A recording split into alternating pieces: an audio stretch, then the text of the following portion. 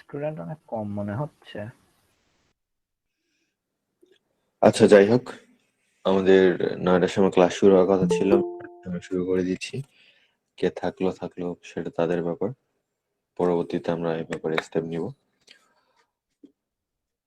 তো এখন কথা হচ্ছে যে কালকে আমরা একটা বাসার কাজ দিছিলাম, মানে গত দিনে মোটামুটি সবাই কাজটা ভালো করছে। কিন্তু এখানে একটা ট্রিক্স ছিল। আপনারা এখানে যারা আছেন সবাই কি বাসার কাজ করে জমা দিছিলেন গ্রুপে? কি ভাইয়া? জি ভাইয়া দেওয়া হয়েছে। আচ্ছা, আমি দিতে পারি না। আমি দিতে পারি নাই ভাই। কেন দিতে পারেননি? ওই যে কিছুক্ষণ আগে আপনার সাথে কথা হইলো যে আমার ওই যে ইলাস্ট্রেটরে আর কি প্রবলেম আচ্ছা, চলতেছিল। আরেকজন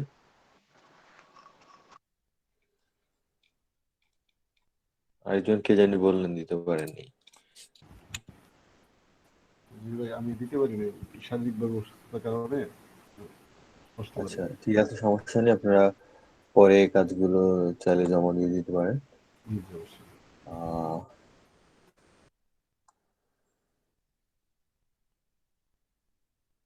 তো এখানে কিছু ট্রিক্স খাটানো হয়েছে, সেটা কি আপনারা ধরতে পারছেন? মানে আমি গত দিনে যতগুলো ফাইল দিছিলাম প্রায় বেশিরভাগই অনেক লো রেজুলেশনের ফাইল ছিল, এবং আহ সেগুলো হচ্ছে অনেকটা পপুলার ব্র্যান্ডের ছিল।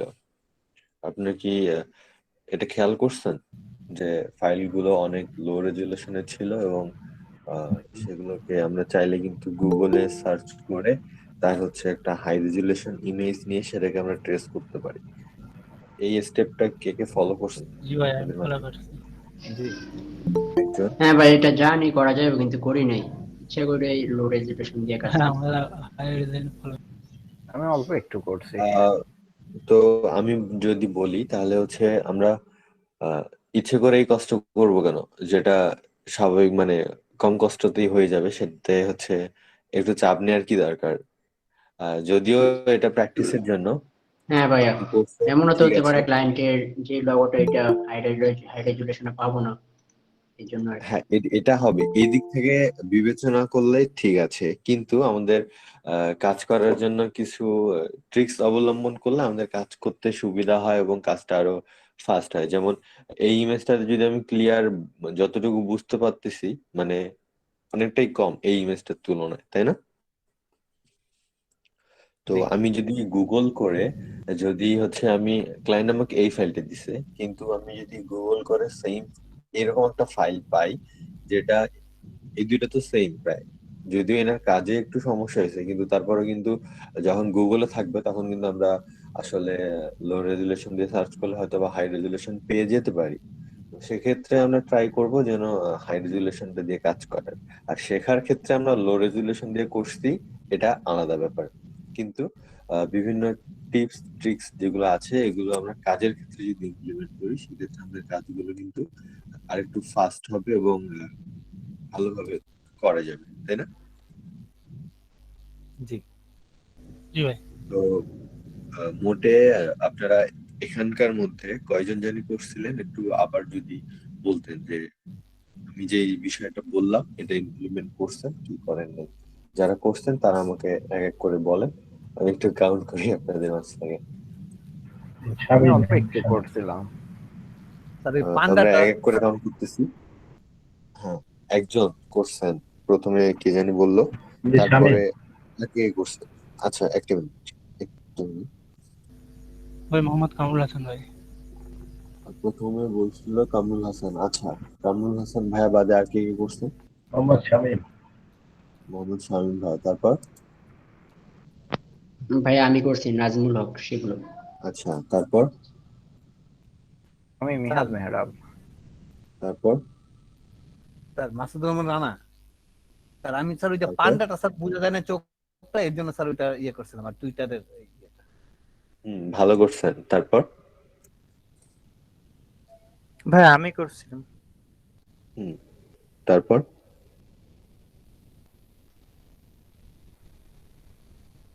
আচ্ছা, আমরা টোটাল এখানে হচ্ছে আছি কয়জন, প্রায় 19 জনের মতো। তো এখানকার মধ্যে হয়তো বা 6 জন করছি আমরা। যাই হোক, এরকম ভাবে টিপস মানে ট্রিক্স গুলো যদি আমরা খাটাই আমাদের কাজের ক্ষেত্রে, আমাদের কাজগুলো কিন্তু সত্যি সহজ হয়ে যায়, তাই না? যেমন পান্ডার ক্ষেত্রে অনেক সময় চোখগুলো বোঝাই যাচ্ছিল না। তো এই যে দেখেন, এই কাজটাতে যদি আমরা লক্ষ্য করি, এখানে অরিজিনালি মানে পান্ডার যে ইমেজটা হয় সেখানে তার চোখটা কেমন হওয়ার কথা, আর এখানে সে করছে কিরকম, তার পিছনের পার্টটা এই পার্টটা করছে কিরকম, আর এখানে আছে কিরকম। অরিজিনাল ইমেজটা যদি আমরা গুগলে সার্চ করি তাহলে কিন্তু অরিজিনাল ইমেজটা আমাদের মাঝে চলে আসবে, তাই না? জি ভাই। হ্যাঁ ভাই। তো সেটা দেখে দেখে করলে কিন্তু কাজটা আরো ভালো হইতো না, এই কাজটা? জি ভাই। হুম। আচ্ছা, এটা যার কাজ, আপনি কি এখানে উপস্থিত আছেন? মাহমুদা মনিরা আপু, আপনি কি আছেন এখানে?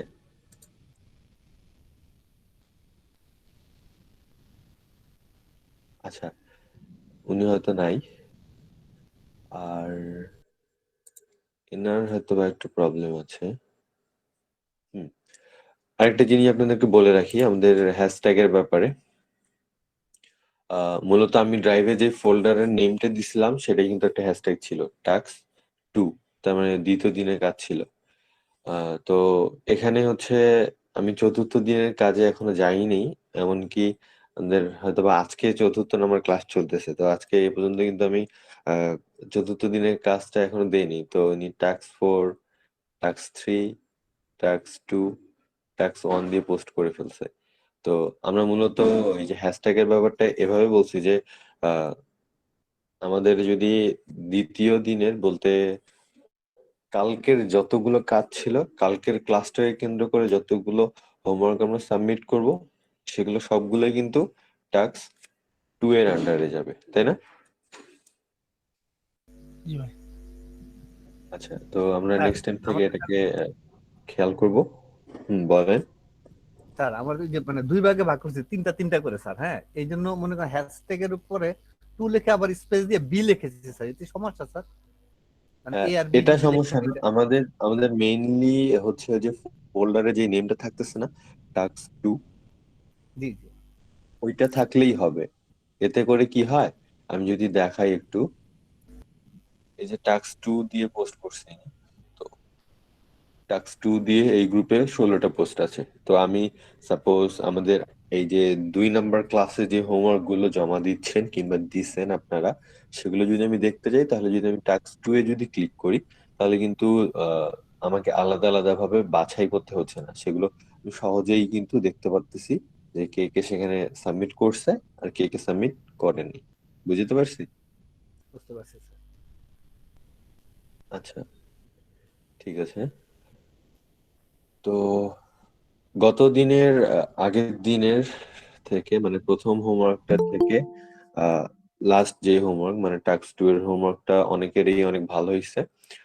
তবে কিছু কিছু ক্ষেত্রে কিছু সমস্যা আছে, যেমন হচ্ছে আহ একটু এই যে এখানে যদি আমরা দেখি, এই লোগোটার কিন্তু এখানে যে স্পেস, এখানে কিন্তু সেম স্পেস, এখানে কিন্তু সেম স্পেস, তাই না? জি ভাই। হ্যাঁ, জি ভাইয়া। কিন্তু এখানে কি স্পেস গুলো ঠিক আছে? না, না ভাই। প্রথমটা জি তো না ভাই, বেশি আছে। প্রথমটা বেশি আছে, সেটা বেশি, আর মাঝখানটা একটু কম। একটু কম। আর এই যে শেপ গুলো আছে, এই শেপ গুলো হচ্ছে আমরা চাইলে কিন্তু আহ, আমি দেখছি গ্রুপে অনেকে গোল্ডেন রেশিও মেনটেন করে করছে, কিন্তু আমরা যেহেতু এখানে আলোচনা করিনি যে গোল্ডেন রেশিও মেনটেন করে কিভাবে যে কোনো লোগোর কাজ করবেন, সেহেতু এখানে এগুলো খাটতেছে না। তো আমরা চাইলে কিন্তু এই শেপ গুলোকে পাথ ফাইন্ডার দিয়ে একটু ক্রিয়েট করার চেষ্টা করতে পারতাম। আর আরেকটা জিনিস যদি দেখি, এই শেপটার যে অ্যাঙ্গেলটা আছে, এই কার্ভের যে অ্যাঙ্গেলটা আছে, শেপের এই কার্ভের অংশটা, কার্ভ অংশটা, আহ, এটা কি এই অ্যাঙ্গেল আসলে কি কোনোভাবে এই পয়েন্টের সাথে মিলে যায়? মিলবে? না ভাইয়া, মিললে মিলবে না। সম্পূর্ণ সম্পূর্ণ শেপটা কিরকম একটা অড দেখায় না? জি ভাইয়া। ভাই একটু ভিতর দিকে চলে গেছে ওইখান হুম থেকে। হুম, একদম। তো কাজ করার ক্ষেত্রে আমরা এই রকম বিষয়গুলোকে মাথায় রাখবো। আর ফন্টের ব্যাপারটা, যদিও আমি এখনো ক্লাসে কিভাবে একটা নির্দিষ্ট ফন্ট খুঁজে বের করবেন, খুঁজে বের করে সেটাকে যে কোনো লোগোতে কাজে লাগাবেন, সেটা এখনো দেখায়নি। কারণ যখন কিছু কাজ করতে যাবেন, আমি যদি একটা কাজ দেখাই আপনাদেরকে,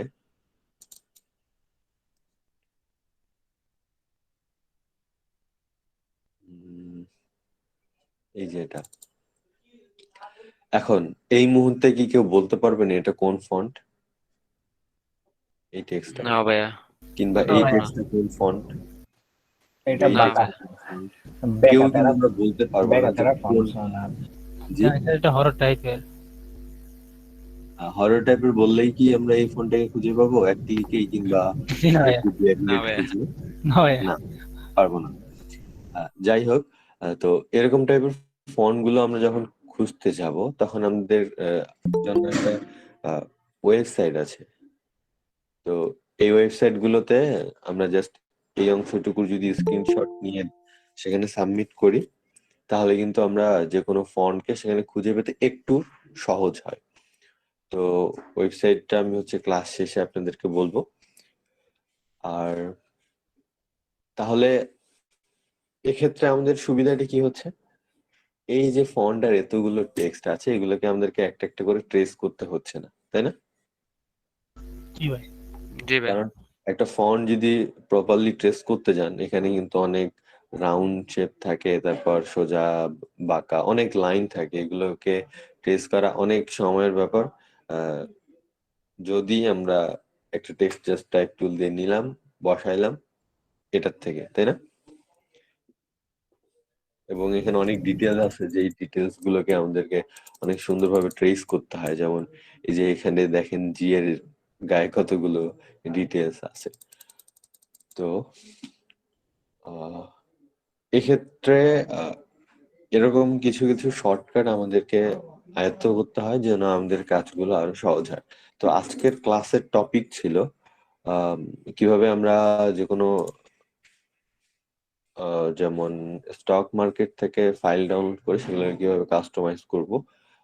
তো তার আগে আমি রিভিউটাকে আর একটু দেখে নেই, মানে মানে আপনাদের কাজগুলোকে আগে আর একটু দেখে নেই, দেখে নেওয়ার পরে তারপরে আমরা সেগুলোতে যাচ্ছি। তো মোটামুটি সকলেরই কাজ ভালো হয়েছে, যেমন কিন্তু কিছু কিছু জায়গায় প্রবলেম আছে, যেমন এই যে এখানে স্পেসটা বেশি হয়ে গেছে, আর এটার শেপটা কিছুটা সুন্দর হয়েছে এটার থেকে।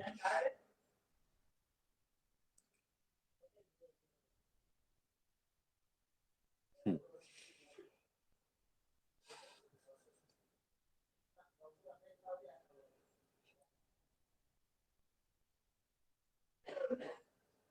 আচ্ছা, একটা প্রশ্ন, শামীম ভাই, আপনি কি আছেন এখানে? জি ভাইয়া। আচ্ছা, আহ, আপনি এখানে যে কালারটা ব্যবহার করছেন, এই কালারটা কি ইচ্ছে করে এটার থেকে অন্য কালার ইউজ করছেন, নাকি এখান থেকে কালারটা নিতে গিয়ে এরকম কালার হয়ে আসছে? না, আমি ওই যে কালারে ওখানে যাইয়া কালারটা পুরো গাঢ় করে দিছি। আচ্ছা, আহ, আমাদের ক্লায়েন্টের কাজের স্টক ক্ষেত্রে আমাদের স্টক কালারে, স্টক কালারে ওখানে দিয়ে পরে গাঢ় করে। হ্যাঁ আমি বলি, আমাদের ক্লায়েন্টের যখন কাজ দিবে তখন কিন্তু আমরা এই কালার গুলোকে চেঞ্জ করব না। আর একটা জিনিস যদি দেখি, স্টারের কর্নার গুলো কিন্তু বৃত্তের সাথে লেগে আছে, আর আপনারটা কিন্তু লেগে নেই। আর টিটাকে যদিও একটু মোটা মোটা মনে হচ্ছে আমার কাছে। তো এই জিনিসগুলো একটু খেয়াল রাখবেন, কোন ডিটেলস কোথা থেকে শুরু হচ্ছে, কোথা থেকে শেষ হচ্ছে। আর অ্যালাইনমেন্টটার ব্যাপারটাও খেয়াল রাখবেন, যে সেগুলো সবসময় মিডিল অ্যালাইন করা আছে কিনা, মানে লোগোর উপর নির্ভর করে। এক একটা লোগো তো একরকম হয়, সবগুলোর সব ডিটেলস তো আর মিডিল অ্যালাইন করা থাকে না।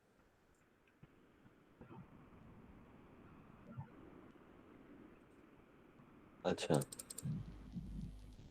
এখানে মাথাটা একটু চ্যাপ্টা হয়ে গেছে, যেহেতু পেন্টুল দিয়ে করছেন, তো আর একটু প্র্যাকটিস করলে ঠিক হয়ে যাবে। মেবি এখানে একটু প্রবলেম আছে, আর জি স্যার।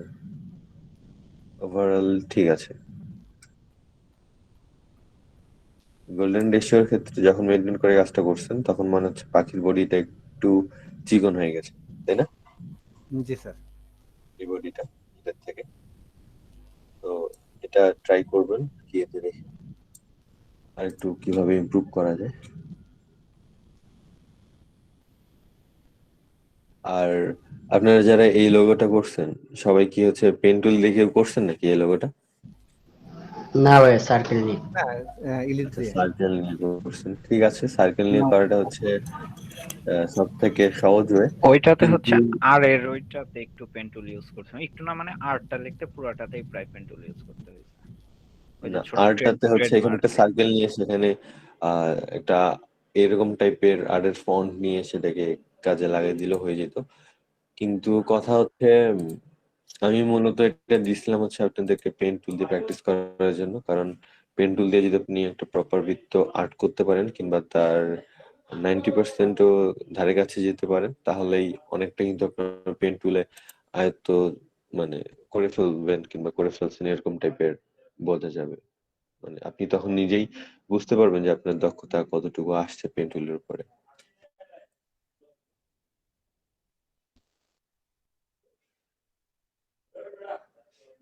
আর এই ডিজাইনটা যখন আপনারা করবেন, মানে যখন এই ডিজাইনটা করছিলেন, প্রথমত হচ্ছে আপনারা এখান থেকে পয়েন্ট নিয়ে এখানে পয়েন্ট, এই পয়েন্ট থেকে এই পয়েন্টে যদি করা যায় তাহলে করলেন, নয়তো বা এখানে দুই ভাগে ভাগ করলেন। এখান থেকে এই যে মিডিল পয়েন্টে একটা পয়েন্ট নিলেন, নেওয়ার পরে সেখানে যতটুকু অ্যাঙ্গেল করা উচিত অ্যাঙ্গেল করে নিলেন, তারপর সেম ভাবে এইটুকু করলেন।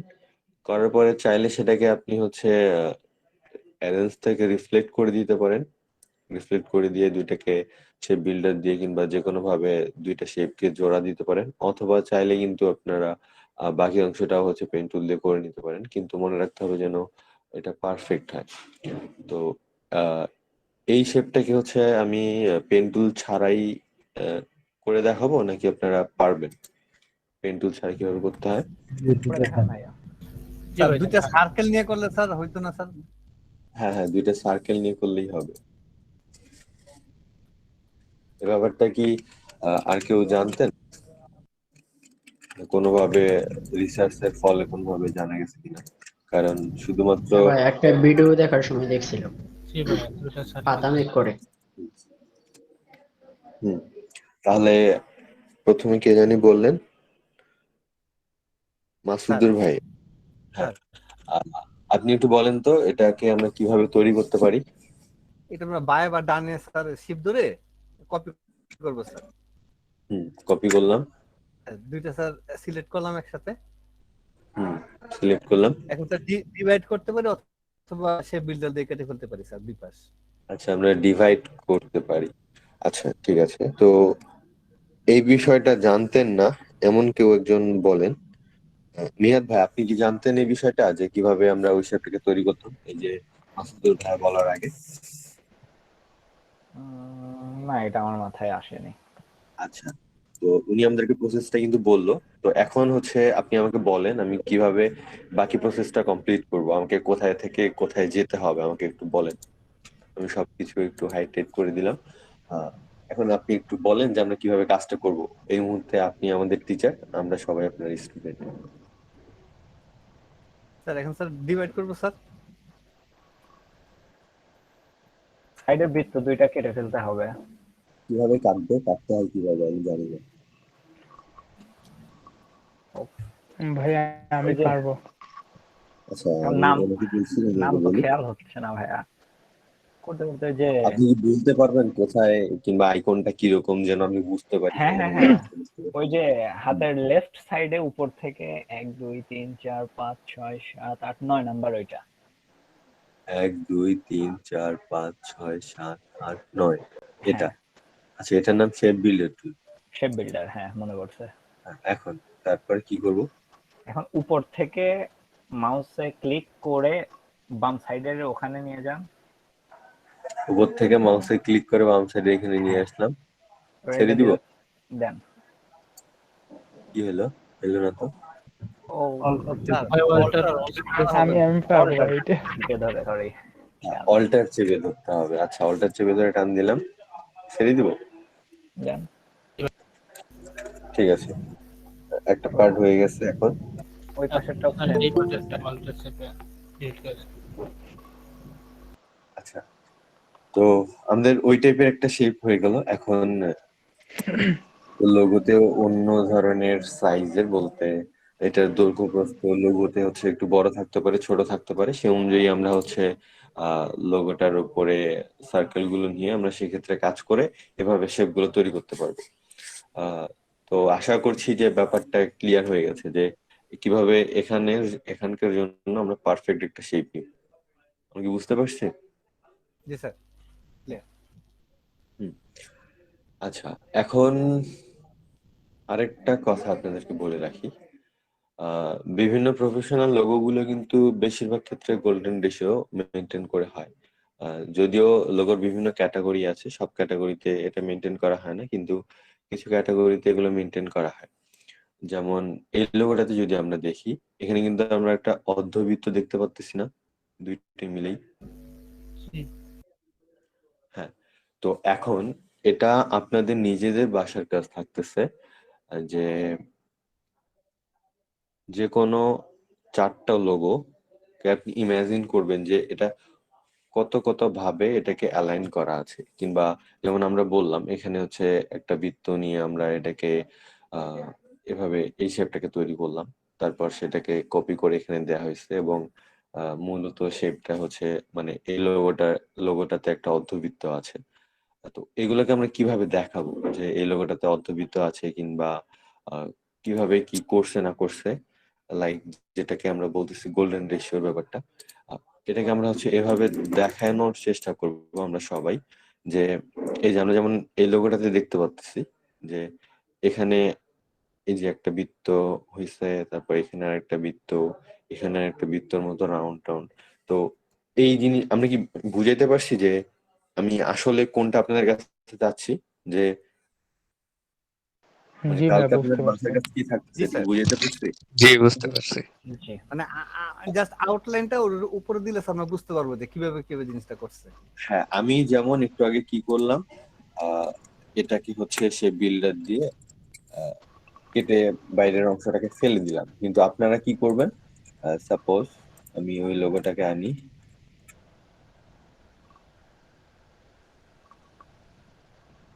এই লোগোটাকে সাপোজ আমি আনলাম,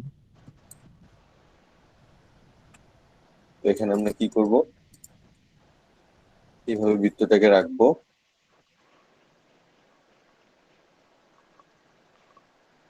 তারপরে সেটাকে আউটলাইন করে দিব, কন্ট্রোল এক্স চাপলে, কন্ট্রোল এক্স কি না শিফট এক্স চাপলে সেটা আউটলাইন হয়ে যায়। তো আমরা জাস্ট ট্রাই করব যে এখানে কতগুলো আমরা রাউন্ড শেপ কিংবা রেক্ট্যাঙ্গেল শেপ কতগুলো শেপ ব্যবহার করে এটাকে করা হয়েছে। যেমন এখানে আমরা কি করছিলাম, এই অংশটাকে কেটে ফেলছিলাম। তো আমরা যদি লোগোটাকে করতে যাই তাহলে হচ্ছে কি আমাদের এখানে একটা বৃত্ত নিতে হচ্ছে, এখানে একটা বৃত্ত নিতে হচ্ছে, তাই না? নেওয়ার পরে সে বিল্ডার দিয়ে কিংবা এনিহাউ আমরা বাইরের সাইডটাকে কেটে দিচ্ছি।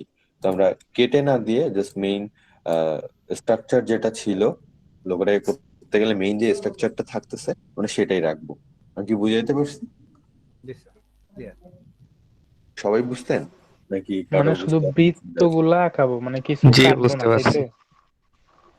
বৃত্ত হতে পারে সেখানে রেক্ট্যাঙ্গুলার শেপ, যেমন এখানে।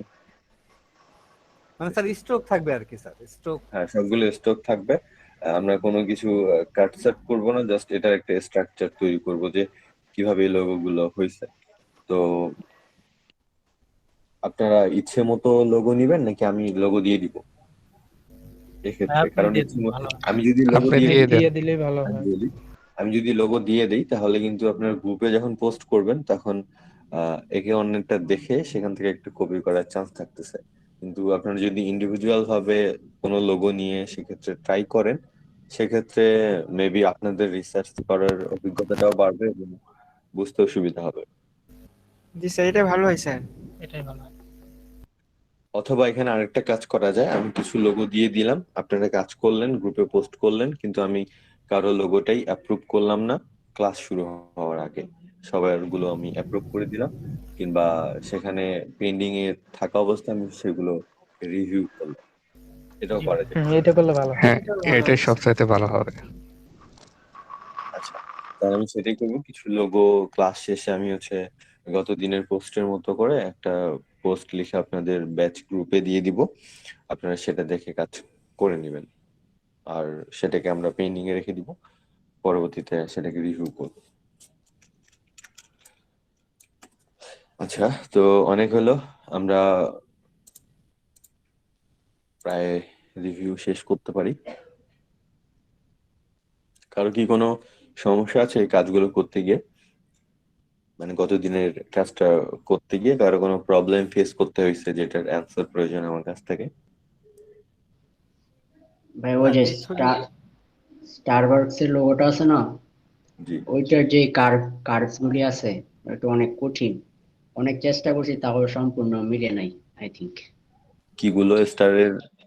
স্টারবাকস এর যে কার্ভ গুলি আছে আঁকা বাঁকা, ও এগুলি যে আচ্ছা, পেন টুল দিয়ে করছি ভাই, মিলে নাই, অনেকটাই মিলে নাই।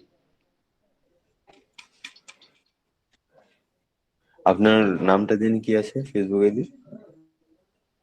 আমি তো টাস্ক 2 দিই না, ওইটা মনে হয় অন্যটা দিছিলাম, এই জন্য এখানে আসে নাই। নাজমুল হক সেগুলো।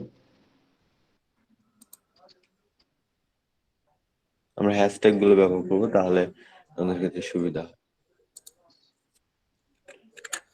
NAJMUL।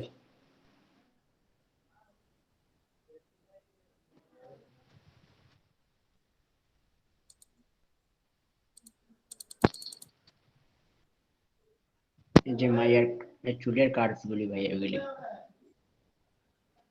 অনেকটাই চেষ্টা করছি মিটানোর পেন টুল দিয়ে। হুম। এখানে আপনাকে কিন্তু সম্পূর্ণ লোগোটা করতে হবে না, একটা পার্ট করলে হয়ে যাবে। যেমন এই অংশটা করে, আচ্ছা এই জিনিসটাকে একটু দেখা দিতে হবে আপনাদের কিভাবে add ও করবেন। ভাইয়া বুঝতে পারছি, হাফ করে তারপর ট্রান্সফর্ম করলেই হতো। হ্যাঁ, রিফ্লেক্ট ওইটা করলেও কিন্তু হয়তো, যদি আপনি সেটা করেন। এখানে দেখা যাচ্ছে যে এই জিনিস, এই পার্টটা হ্যাঁ একটু হ্যাঁ, আলাদা, এই পার্টটা একটু আলাদা। ওইটা করি না। আর হচ্ছে অর্ধেকটা কিন্তু পারফেক্ট ভাবে করলে বাকিটা হয়ে যেত। কিন্তু এখানে কথা হচ্ছে যে একটা জিনিস আমি যদি দেখাই একটু,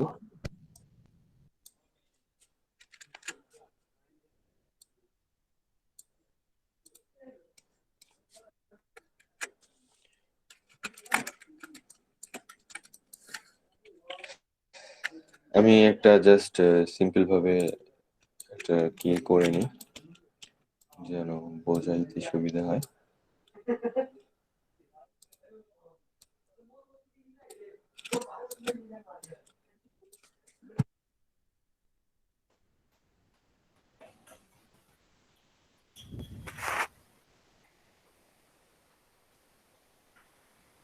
আচ্ছা ভাইয়া, সবার আগে এই পিকচার্স একদম সেন্টারটা হচ্ছে সিলেক্ট করে নেওয়া লাগবে না? হ্যাঁ, সেন্টার থেকে করে নিবেন, কিন্তু এখানে জাস্ট আমি দেখাচ্ছি। তো সেক্ষেত্রে আমি অন্য একটা জিনিস দেখাতে চেষ্টা করতেছি। সেক্ষেত্রে পরবর্তীতে আপনারা বুঝতে পারবেন যে আপনাকে কোথায় থেকে শুরু করলে ভালো হয়, কিংবা কোন পয়েন্ট থেকে কাজটা কিভাবে করবেন সেটা আপনারা কাজ করতে করতে বুঝে যাবেন। আচ্ছা, তো এখন দেখি আমি এখানে কি এই সম্পূর্ণ মিলে একটা পার্ট আছে, তাই না? কিন্তু এই লাইনগুলো কিন্তু আলাদা আলাদা ভাবে আছে না, এইগুলো হ্যাঁ এইগুলো জি জি জি। হ্যাঁ, আলাদা আলাদা। আলাদা। কিন্তু এই পার্টটাকে যদি আমি রিফ্লেক্ট করতে যাই, তাহলে কিন্তু আমাকে দুইটা মিলে একটা পার্ট করতে হবে, তাই না? হ্যাঁ। তো সেক্ষেত্রে আমি কি আপনাদেরকে এটা দেখাইছিলাম যে কিভাবে দুইটা মিলে আমরা এটাকে, না হয় আমরা ট্রান্সফর্ম থেকে রিফ্লেক্ট করে দিলাম, সেটা বড় কথা না। কিন্তু আমরা যখন এই দুইটাকে একটা শেপে রূপান্তর করতে যাব, সেক্ষেত্রে আমরা কি করব, এটা কি আমি বলছিলাম আপনাদেরকে? এটার কথা স্যার এটা বলছেন। বলেন নাই, কিন্তু আমি জানি এটা আমরা যে সঠিক এভারেজ করে জানার তারপর কিন্তু অনেকে আছে যারা জানে না, তো আমরা কিছু শেখাই দিব তাদেরকে। তো যেহেতু আমরা এটা নিয়ে জানি না। আলোচনা করা হয়নি, সেহেতু এটা নিয়ে আমরা একটু এই কাজটা দেখি। তো বিভিন্ন ভাবে করা যায়, তবে আমার কাছে যেটা সহজ মনে হয় সেটা হচ্ছে আহ আমি যদি এই পয়েন্টে গিয়ে আমার মাউসটা রাখি, তাহলে হচ্ছে এখানে নিচে আমরা দেখতে পাচ্ছি কি, মানে কোনো কিছু সিলেক্ট নেই, এই পয়েন্টে নিয়ে গেলে আমার পেন টুলের নিচে কিন্তু একটা ড্যাশ চলে আসতেছে, তাই না? জি এই ড্যাশটাকে ধরে আমি এখানে যদি অ্যাডজাস্ট করে দিই, দেওয়ার পরে তাহলে আবারও দেখাই, এই ড্যাশটাকে ধরলে কিন্তু আমি এই পার্টটার সাথে কানেক্টেড হয়ে গেলাম, তাই না?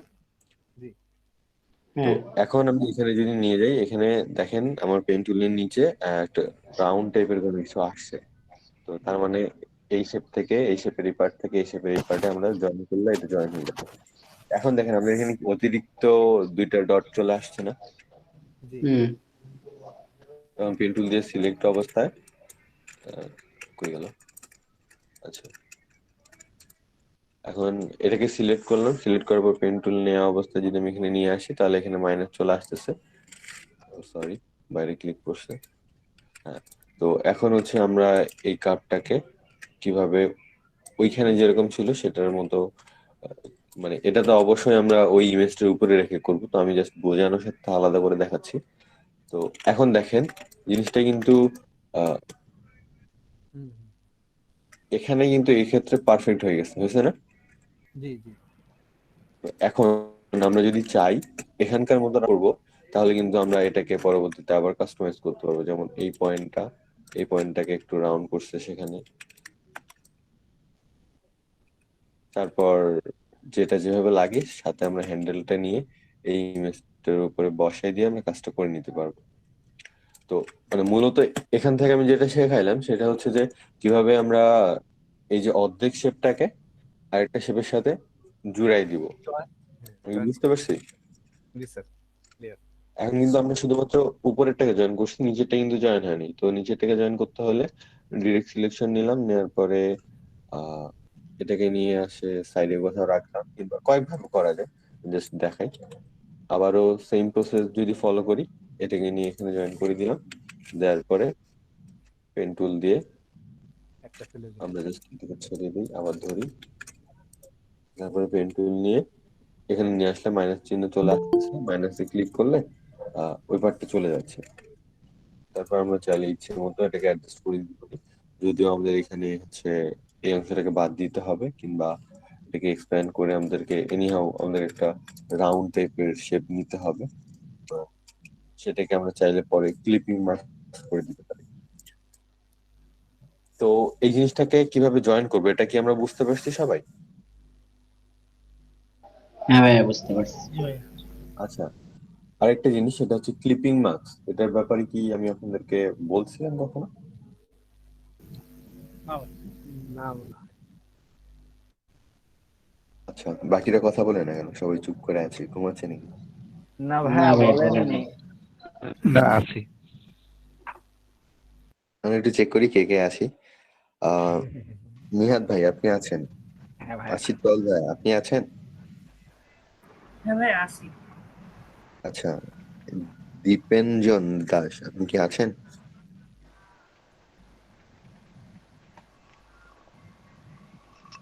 ফারাত তাবাসসুম মিথিলা আপনি আছেন?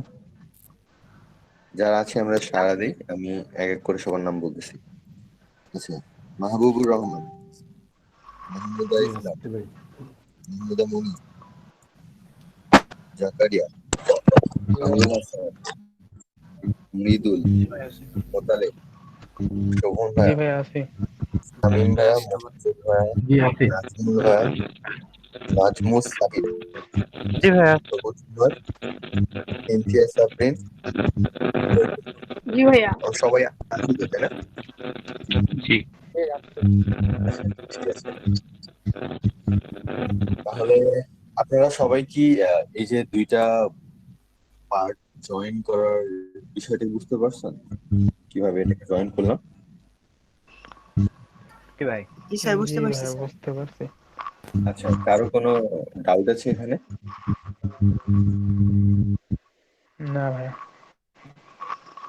আচ্ছা, তো এখন আমরা কথা বলবো ক্লিপিং মার্কস এর ব্যাপারে।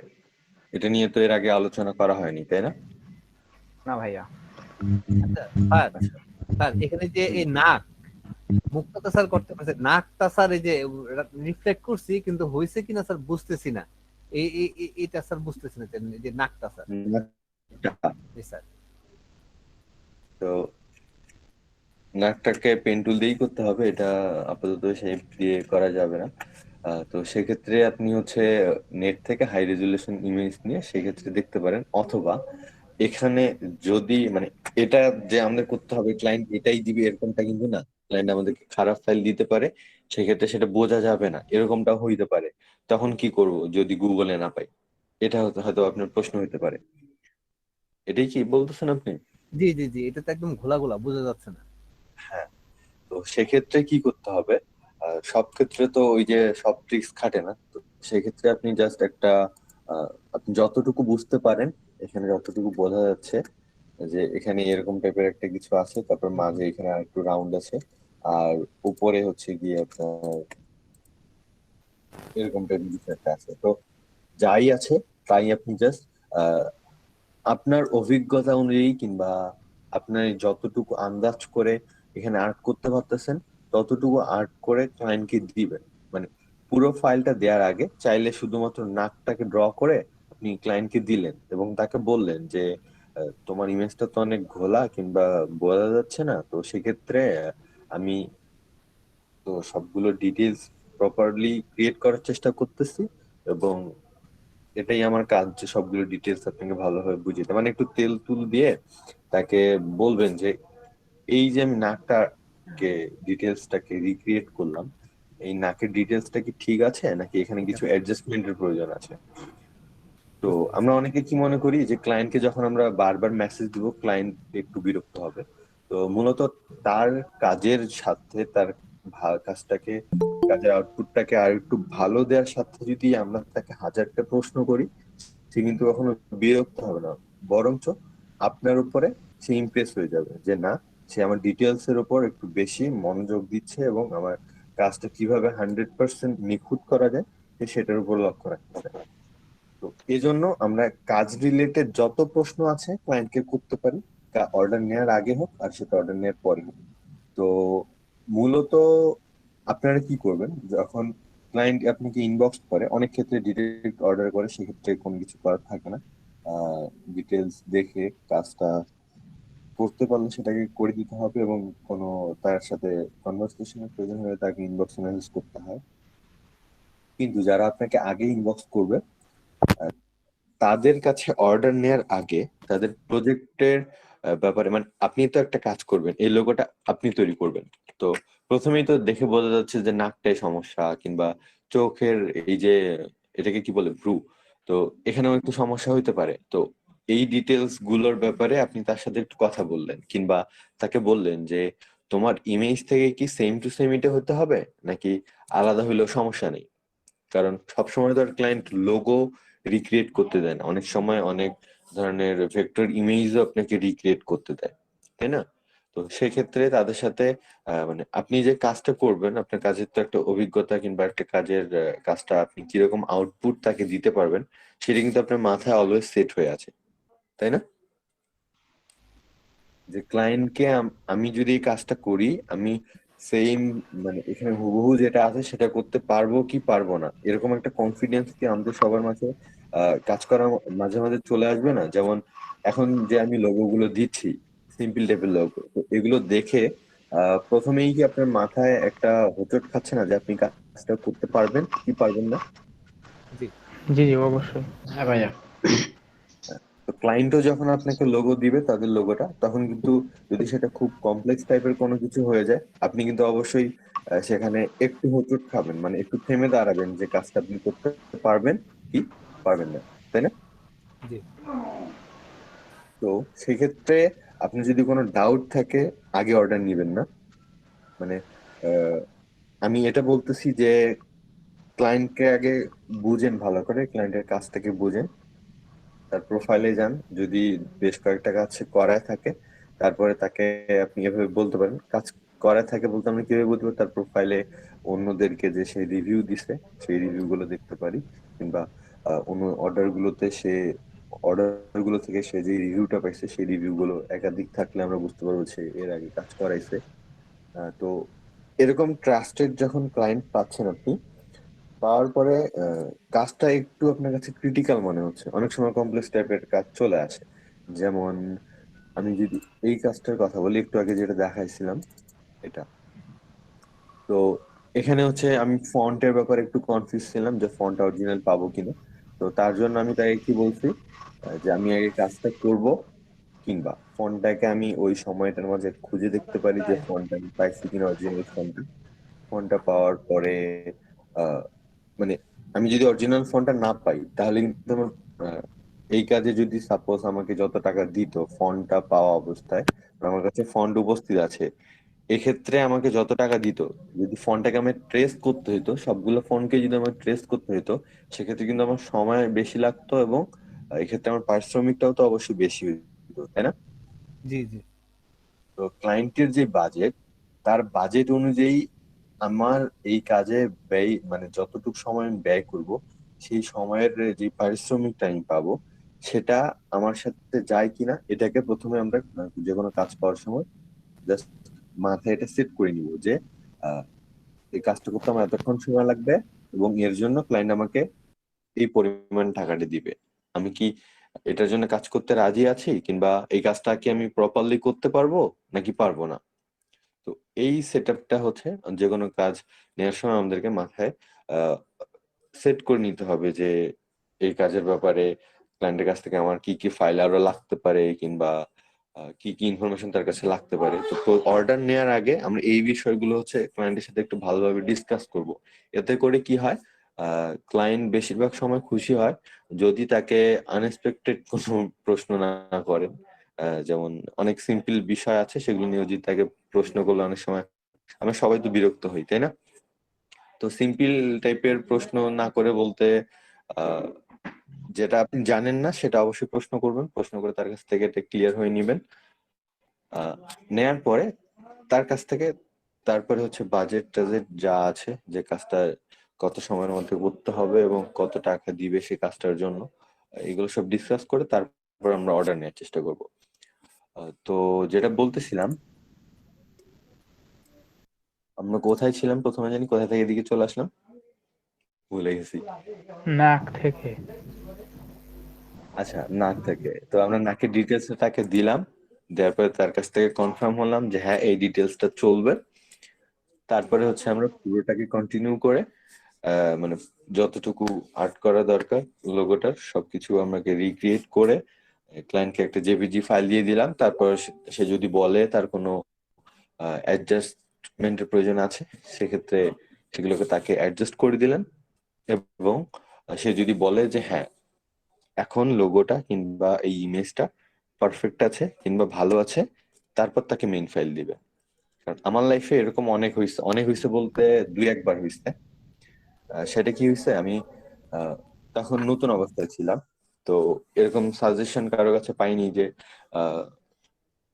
ভেক্টর টেস্টে কাজ করতে গেলে তোমাকে প্রথমে মেইন ফাইল দিও না, কিংবা জাস্ট ইমেজ ফাইল দিও, দেওয়ার পরে ক্লায়েন্ট কনফার্ম করলে তারপরে তাকে ফাইলটা দিও কিংবা অর্ডার ডেলিভারি করিও। তো আমি কি করছি, তাকে মেইন ফাইল দিছি, এবং মেইন ফাইল দেওয়ার আগে আমি তাকে বলি নাই, মানে প্রথমে আমি কি করছি, কাজটা করছি, করার পর ডিরেক্ট তাকে মেইন ফাইল জমা দিয়ে দিছিলাম। তো তখন কি হয়েছে, সে মেইন ফাইলটা পেয়ে গেছে, কিন্তু পাওয়ার পরে এখন সে আমার অর্ডারটাকে ক্যান্সেল করে দিল। সে বলল যে না তোমার কাজটা ভালো হয়নি, কিংবা এরকম টাইপের কিছু একটা বলে একটা মানে আপনার দিকে একটা অভিযোগ ছুড়ে সে আপনার কাজটাকে ক্যান্সেল করতে পারবে। কিংবা কাজ ভালো হয়নি না বলে সে বলতে পারে যে আপনার কাজটা আমার পছন্দ হয়নি। তো এরকম বিভিন্ন এক্সকিউজ দেখায় তারা পরবর্তীতে কাজটাকে ক্যান্সেল করতে পারে। তো এজন্য কি করব আমরা, জাস্ট প্রথমে একটা তাদেরকে ইমেজ ফাইল সেভ করে তাদেরকে ইমেজ ফাইলটা দিয়ে দিব। কখনোই মনে রাখবো যে কখনোই আমরা যেন তাকে পিডিএফ, ইপিএস, এআই এরকম টাইপের কোনো মেইন ফাইল যেন না দেই। দিলে ইমেজ, সরি জেপিজি কিংবা পিএনজি ফাইল তাদেরকে দিয়ে দিব। তাহলে সে সেখান থেকে ডিটেলস গুলো দেখতে পারলো। দেখার পরে তাকে হচ্ছে আমরা সে যখন কনফার্ম করলো যে হ্যাঁ আমার ভালো লাগছে, হ্যাঁ আমার ভালো লাগছে, এই সেন্টেন্সটা যখন আপনার কনভারসেশনে থাকতেছে, তখন যদি সে অর্ডারটাকে ক্যান্সেল করে, আপনি যদি ফাইবারে রিপোর্ট করেন যে এই বায়ারটা আমাকে বলছে যে তার কাজ ভালো লাগছে, কিন্তু আমি মেইন ফাইল দেওয়ার পরে সে আমার কাজটাকে ক্যান্সেল করছে, কিংবা যদি আপনার মনে হয় যে বায়ারটা আপনার সাথে চিট করছে, অর্ডারটাকে ক্যান্সেল করে দিছে, সেক্ষেত্রে কিন্তু আপনি ফাইবার থেকে একটা সাপোর্ট পাবেন। কিন্তু যখন আপনি তার কাছ থেকে এরকম আগে কোনো কথা বলাই নিতে পারেননি কিংবা বের করে নিতে পারেননি যে তার কাজটা ভালো লাগছে, কিংবা আরো কিছু অ্যাডজাস্টমেন্ট করলে অ্যাডজাস্ট করলে তাদের ভালো লাগতে পারে, এরকম টাইপের যখন কোনো কনভারসেশন আপনাদের মাঝে থাকলো না, তখন যদি আপনি ফাইবারে নক করেন, তখন কিন্তু ফাইবার আপনাকে আপনার দিক থেকে কোনো রকম সাপোর্ট কিংবা ক্যাশব্যাক কিংবা অর্ডার ক্যান্সেল থেকে রক্ষা এটা করতে পারবে না। অনেকেই বলে যে ফাইবার শুধুমাত্র বায়ারদের দেখে, এই কারণটার জন্যই কিন্তু অনেক সময় ফাইবার এসব বিষয়গুলো দেখে। কারণ এখানে আমাদের কিছু ভুল আছে, এই ভুলগুলো যদি আমরা একটু মেনে চলে, মানে এই ভুলগুলো থেকে যদি একটু সচেতন থাকি, তাহলে কিন্তু পরবর্তীতে ফাইবার আমাদের ক্ষেত্রে সহায়ক হবে। আমি কি বুঝাতে পারছি সবাইকে? জি ভাইয়া। আচ্ছা, তো এখন আমরা আসি ক্লিপিং মার্কস এর ব্যাপারটা। তো এই যে ডিটেলস এর ব্যাপারে কি আর কোনো প্রবলেম আছে? যে বললো নাকি ডিটেলস এর ব্যাপারটা? Sir clear sir. স্যার যে ছবিটা স্যার দেখেছেন না স্যার বিয়ারের, ওইটা কি স্যার হুবহু তৈরি করে দিতে হবে একদম অ্যাজ ইট ইজ? হ্যাঁ, একদম হুবহু। স্যার মনে হচ্ছে স্যার এই যে মানে ফটোশপ একটা ভাব আছে স্যার, মানে এইটা কি সম্ভব স্যার? ফটোশপ ভাব বলতে এই যে যেমন এখানে যেমন এই যে দাগগুলো আছে, এগুলো তো দরকার নেই, ব্যাকগ্রাউন্ডটা বাদ যাবে। তাছাড়া বাকি যে সাবজেক্টটা আছে সম্পূর্ণটাই সেম টু সেম করে দিতে হবে। আচ্ছা ভাই, আপনি যখন এই কাজটা করছেন সবার আগে কোনটায় হাত দিছেন, মানে কোন কাজটা করছেন সবার আগে এই পিকে? এখন এটা আপনার উপরে, আপনি আপনার কাজটাকে কোথায় শুরু করবেন। যেমন একটা কথা আছে না, আপনার মুরগি আপনি কোথা থেকে জব করবেন সেম টাইপের। আপনি চাইলে এই যে নিচের এই যে মাঝে মেঝেটা থেকেও শুরু করতে পারেন, কিংবা চাইলে এই টেক্সটটা থেকে শুরু করতে পারেন, চাইলে তার বডি থেকে শুরু করতে পারেন। তো এটা জাস্ট আপনাদের উপরে। স্যার আচ্ছা, এই ইমেজটা কি, হ্যাঁ এই টেডিটাকে কি কেউ ট্রেস করতে পারবেন? না স্যার, এটা তো অসম্ভব কাজ একটা। অসম্ভব পারবো, কাজ। বাট টাইম লাগবে। অবশ্যই সম্ভব, ভাইয়া করছে, আমরা পারবো না কেন? হ্যাঁ, অসম্ভব এটা বেশি হয়ে গেল। অসম্ভব কিছুই না, সবকিছু করা সম্ভব। কেউ না কেউ তো এই ডিজাইনটাকে তৈরি করছে, তাই না? আমরা তো জাস্ট এটাকে দেখে দেখে করবো, কিন্তু একটা সময় কেউ না কেউ তো নিজের ক্রিয়েটিভিটি থেকে এটাকে তৈরি করছে, তাই না? জি জি। তাহলে সে যদি তার ক্রিয়েটিভিটি থেকে তৈরি করতে পারে, আমরা দেখে দেখে কেন তৈরি করতে পারবো না? বাঙালি তো কপিতে এক্সপার্ট, যদিও এটাই চায়না তো। কপিতে এক্সপার্ট, কিন্তু বাঙালি কিন্তু কপিতে এক্সপার্ট, তাই না? এত ডিটেইলস হ্যাঁ কি মেক করা পসিবল? এই যে দেখা যায় ছোট ছোট দাগগুলা। আচ্ছা, ছোট ছোট ভাইয়া, দাগগুলো আপনি সে তাহলে চাইলে মনে হয় ভাইয়ার গতবারের ওই পিএটা দেখেন নাই, কালকে একটা ড্রাগনের লোগো দেখাইছিল। হায় আল্লাহ। আচ্ছা আমি বলি, এটা ক্লায়েন্টকে আমি বলছিলাম যে তোমার এই ডিটেলস গুলো লাগবে নাকি, এই যে ছোট ছোট ডট গুলো, এগুলো কিন্তু তার লাগবে না। সে বলছিল যে তার এগুলো সলিড লাগবে না। সলিড। আচ্ছা আচ্ছা আচ্ছা। হ্যাঁ, কারণ এটা প্রিন্ট করার ফলে ছবিটা প্রিন্ট করার পরে ছবিটা নিছে, দ্যাটস ওয়াই এই ডিটেলস গুলো দেখা যাচ্ছে। আমি দেখি এটা মেইন ফাইলটা আছে কিনা, কোথায় যে রাখছি। আচ্ছা, ক্লায়েন্টের আইডি থেকে খুঁজতে হবে, তাহলে পাওয়া যাবে, এভাবে আলাদাভাবে খুঁজে পাওয়া সম্ভব না। যাই হোক, আমরা পরবর্তীতে এটা দেখানোর চেষ্টা করব। স্যার এরকম তো একটা ছবিতে কতদিন সময় দেয় স্যার? এখন আমি মূলত এটাতে হয়তোবা 3 দিনের মতো সময় নিছিলাম, কারণ আমার অন্যান্য কাজগুলো থেকে যায়, যেগুলো একদিন আমার ফাইবারের গিগ হচ্ছে 1 ডে ডেলিভারি টাইম সেট করা আছে যে কোনো প্যাকেজে।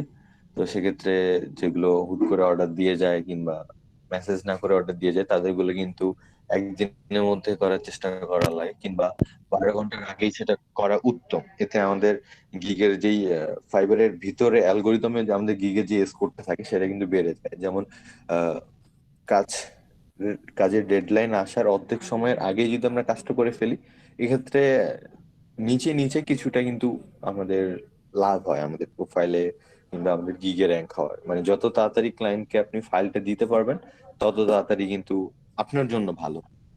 তো সেক্ষেত্রে আমি চাপ না নিয়ে এনাকে বলছি তোমার কত সময় আছে, কিরকম সময় আছে। সে বলছে তুমি তোমার টাইম মতো করো। আমার কোনো তাড়াহুড়া নেই। সেজন্য আমি আমার ইচ্ছে মতো সময় নিয়ে যখন সময় পাইছি কিংবা যখন ভালো লাগছে কাজটা করছি, যখন ভালো লাগে নাই তখন অন্য কাজে মুভ করছি, এরকম। স্যার এই এই দাগের মধ্যে মানে আউটলাইন গুলো স্যার চিকুন মোটা আছে স্যার, এগুলো স্ট্রোক দিয়ে করছেন নাকি স্যার ব্রাশ দিয়ে? এই আউটলাইন গুলোর কথা বলতেছেন? জি স্যার, এই যে এখানে বা আউটলাইন যেগুলো হাতের আউটলাইন গুলো চিকুন আছে, মোটা আছে, মনে হচ্ছে ব্রাশ দিয়ে ড্রয়িং করে। হাতের এই আউটলাইন গুলো, হাতের এগুলো, জি জি এগুলো আপনি চাইলে একটা, আমি ক্লায়েন্টকে বলছি মানে যখন তার সাথে কথা বলি, যেমন এইখানে কিন্তু এই জিনিসটার এই জিনিসের মানে হ্যাঁ, এই ওটা পার্টটা আর এই পার্টটা কিন্তু সেম হইতে পারবে না। তো সেক্ষেত্রে আপনাকে এখানে আরেকটা পেন টুল দিয়ে আরেকটা পাত তৈরি করে নিতে হবে। এটার ক্ষেত্রে কিন্তু আলাদা একটা পাত হয়ে যাবে, তাই না? জি জি জি। তো এটা করলে আমাদের ক্ষেত্রে কাজটা সহজ হয়ে যাবে। আমাদের কাজ করতে গেলে এই ডিটেলস গুলোকে যখন খেয়াল করুন তখন আপনার মাথায় অটোমেটিক চলে আসবে যে আচ্ছা, যেমন আপনারা দেখেই বুঝতে পারলেন যে এখানে কোথাও মোটা আছে, কোথাও চিকন আছে। তো ক্লায়েন্টকে প্রশ্ন করলেন যে সব এই যে এই জায়গায় মোটা আছে, এই জায়গায় চিকন আছে, তোমাকে কি এটাও লাগবে? সে যদি বলে হ্যাঁ লাগবে, তাহলে লাগলো, নাইলে লাগবে না। এখানে আরেকটা কথা বলে রাখি যে এই যে ব্ল্যাক আউটলাইন এবং হোয়াইট আউটলাইন, এটাকে কি হচ্ছে আলাদাভাবে করতে হবে নাকি এই ইমেজ এই টেডিটার হচ্ছে মেইন বডিটাকে করলেই এই ইমেজটা হয়ে যাবে? হ্যাঁ, মেইন বডিটা স্যার ওই যে সেন্ট টু ব্যাক ইয়ে করে স্যার ওটা করলে তো স্যার হয়ে যায়। আমরা যদি হ্যাঁ, স্যার ওই মেইন যে বডিটাকে আমরা করলাম, মেইন বডিটাকে করার পর সেটাকে হচ্ছে অফসেট পাথ করে দিয়ে অফসেট আমরা পাস হচ্ছে করে স্যার। হ্যাঁ এটাকে এভাবে আউটলাইন দিতে পারি। তো সেই ক্ষেত্রে আমরা একটা ওভারঅল আউটলাইন পেয়ে যাব এবং সেটাকে যে অ্যারেঞ্জ থেকে উপরে নিচে কোনটা উপরে যাবে কোনটা নিচে যাবে এগুলো দেখে আপনাকে কাজটাকে করতে হবে। তো একদিন চাইলে এটাও একদিন আপনারা হোমওয়ার্ক নিয়ে নিবেন ফাইনালের দিকে, দেখা যাক কার কিরকম আর কি ফেসটা স্যার, এই যে ফেসের স্যার পিছনে যে ব্ল্যাকটা স্যার, মনে হচ্ছে কি ব্ল্যাকটা একটা আলাদা শেপ আর ফেসটা স্যার আলাদা একটা শেপ। শেপ কি স্যার নাকি ওটা স্যার আবার এই যে ফেজের মধ্যে এই যে স্যার যে শেপ। হ্যাঁ পিছনের হ্যাঁ এটা হ্যাঁ হ্যাঁ হ্যাঁ, এখান থেকে কালো দাগটা, কালো দাগটা।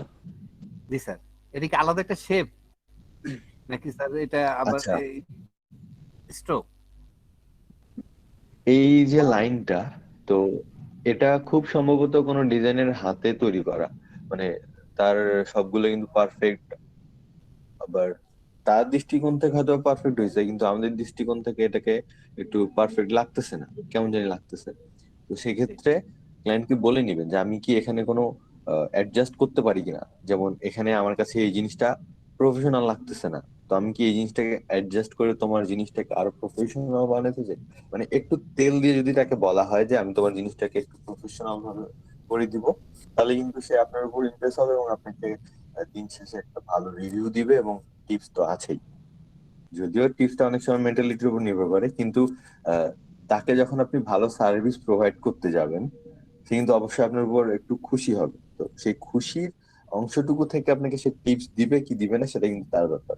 কিন্তু এরকম ছোট মোটো অ্যাডজাস্ট যদি আপনি তাকে করে দেন, এর জন্য তাকে বললেন যে তোমার এই জিনিসটা খারাপ ছিল, আমি এই জিনিসটাকে একটু ইমপ্রুভ করে দিছি, এতে করে তোমার জিনিসটাকে একটু ভালো দেখাবে। কিংবা আমার ক্ষেত্রে যেটা হয়, যখন কোনো কোম্পানির লোগো নিয়ে আসে অনেক সময় কিন্তু দেখা যায় কোম্পানি নিজেই নিজের লোগো তৈরি করে ফেলছে সাদামাটা ভাবে কোন একটা লোগো, তাই না? তো যে ডিজাইনটা করছে সে কিন্তু বিগিনার লেভেলের ডিজাইনার, কিংবা সে অল্প কিছু জানে, এরকমটা হইতে পারে।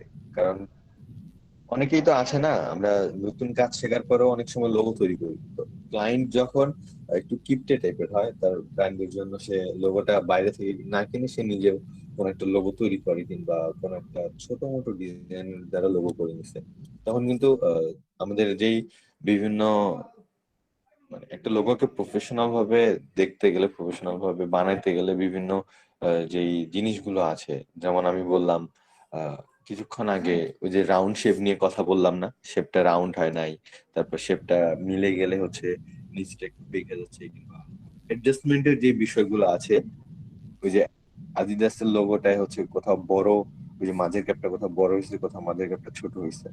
তো জি। এই বিষয়গুলো যখন আমরা দেখবো লোগোতে, দেখার পরে যদি আপনি তাকে সাজেস্ট করেন যে তোমার এটা করলে তোমার বিজনেসটা আর একটু প্রফেশনাল লাগবে, কিংবা মানে যা তেল দেয়া যায় সেটা অবশ্যই আপনার পারবেন। তো এরকম টাইপের যখন তাকে তেল দিবেন কিংবা তাকে বলবেন, সে অবশ্যই সেক্ষেত্রে রাজি হতে পারে। সব ক্ষেত্রেই যে রাজি হয় সেরকমটা কিন্তু না, কোনো কোনো ক্ষেত্রে কিন্তু আহ অগোছালোটাও কিন্তু কোনো ক্ষেত্রে ফ্যাশন। তো তাকে আগে জাস্ট আমরা বলবো যে এই জিনিসটাকে আমি করতে পারি। সে যদি আমাদের সাথে মতামত দেয় যে হ্যাঁ করতে পারেন, তাহলে আমরা সেই কাজটা করব। এক্ষেত্রে তার মন জয় করার একটা চান্স আছে। কিন্তু সে আমাকে বলছে সেম টু সেম করতে হবে, এখন আমি সেখানে আমার আগ বাড়িয়ে সেখানে গিয়ে আমি নতুন করে কোনো কিছু করে ফেললাম বা সেটাকে প্রফেশনাল বানাইতে গেলাম, সেক্ষেত্রে কিন্তু সমস্যা আছে। আমি বুঝাতে পারছি? Sir clear. জি ভাইয়া। আচ্ছা, তো এই এই ইমেজে কার কোনো প্রবলেম আছে নাকি? আর তাহলে আমরা কাজে মুভ করে যাই। আমার একটু প্রবলেম ছিল। জি বলেন। আচ্ছা হ্যাঁ, ওই যে এই ভালুর মধ্যে ছায়ার মতো যে জিনিসটা দেখাচ্ছে, এটা সম্পর্কে একটু যদি বলতেন। আচ্ছা, এই যে হ্যাঁ এই হ্যাঁ হ্যাঁ অংশটা, হ্যাঁ, এইটা। হ্যাঁ, এটা কিভাবে? জি। এটা তো সিম্পল টাইপের কিছু। আমি জাস্ট একটু স্যাম্পল নিয়ে দেখাই আপনাদেরকে। শ্যাডো নাকি? না, এটা মনে হয় দুইটা শেপ নাকি স্যার? আমি একটু দেখাই। এই যে সাপোজ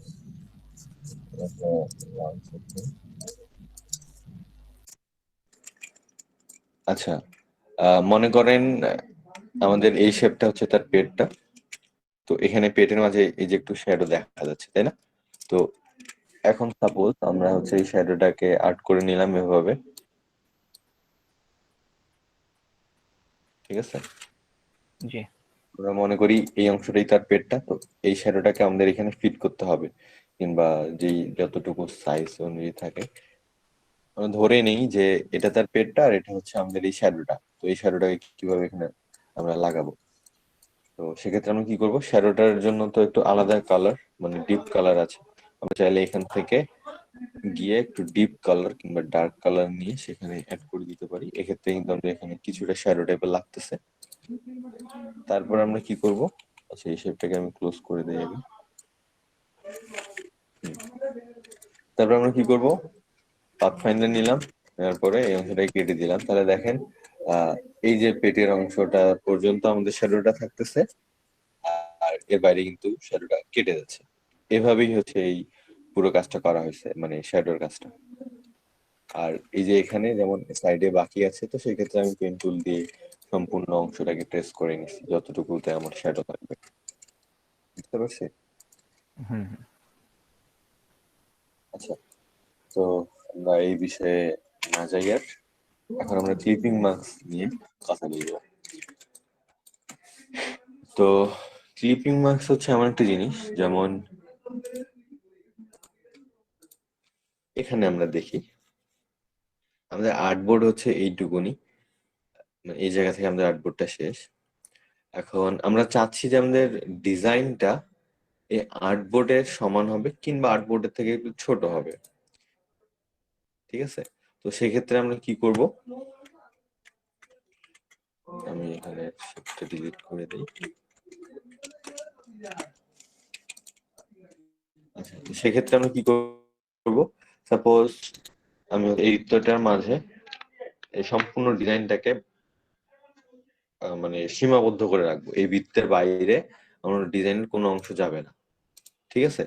এই যে এই বৃত্তটার বাইরে।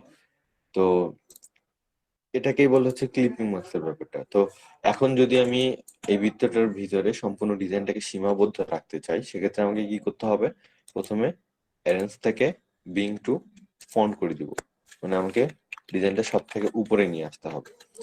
তারপর কি করব, সব পুরো ডিজাইনটাকে ধরে আমরা চাইলে একটু গ্রুপ করে নিতে পারি এই শেপটা বাদে, মানে যেটাকে ক্লিপিং মার্কস করব, মানে যেখান থেকে সীমাবদ্ধ করব সেটা বাদে সম্পূর্ণ ডিজাইনটাকে আমরা গ্রুপ করে নেই। গ্রুপ করে নেওয়ার পর সেটাকে পিছনে ফালাই দিই। তো আচ্ছা, এখানে উপরে দেখা যাচ্ছে না, একটা মিনিট।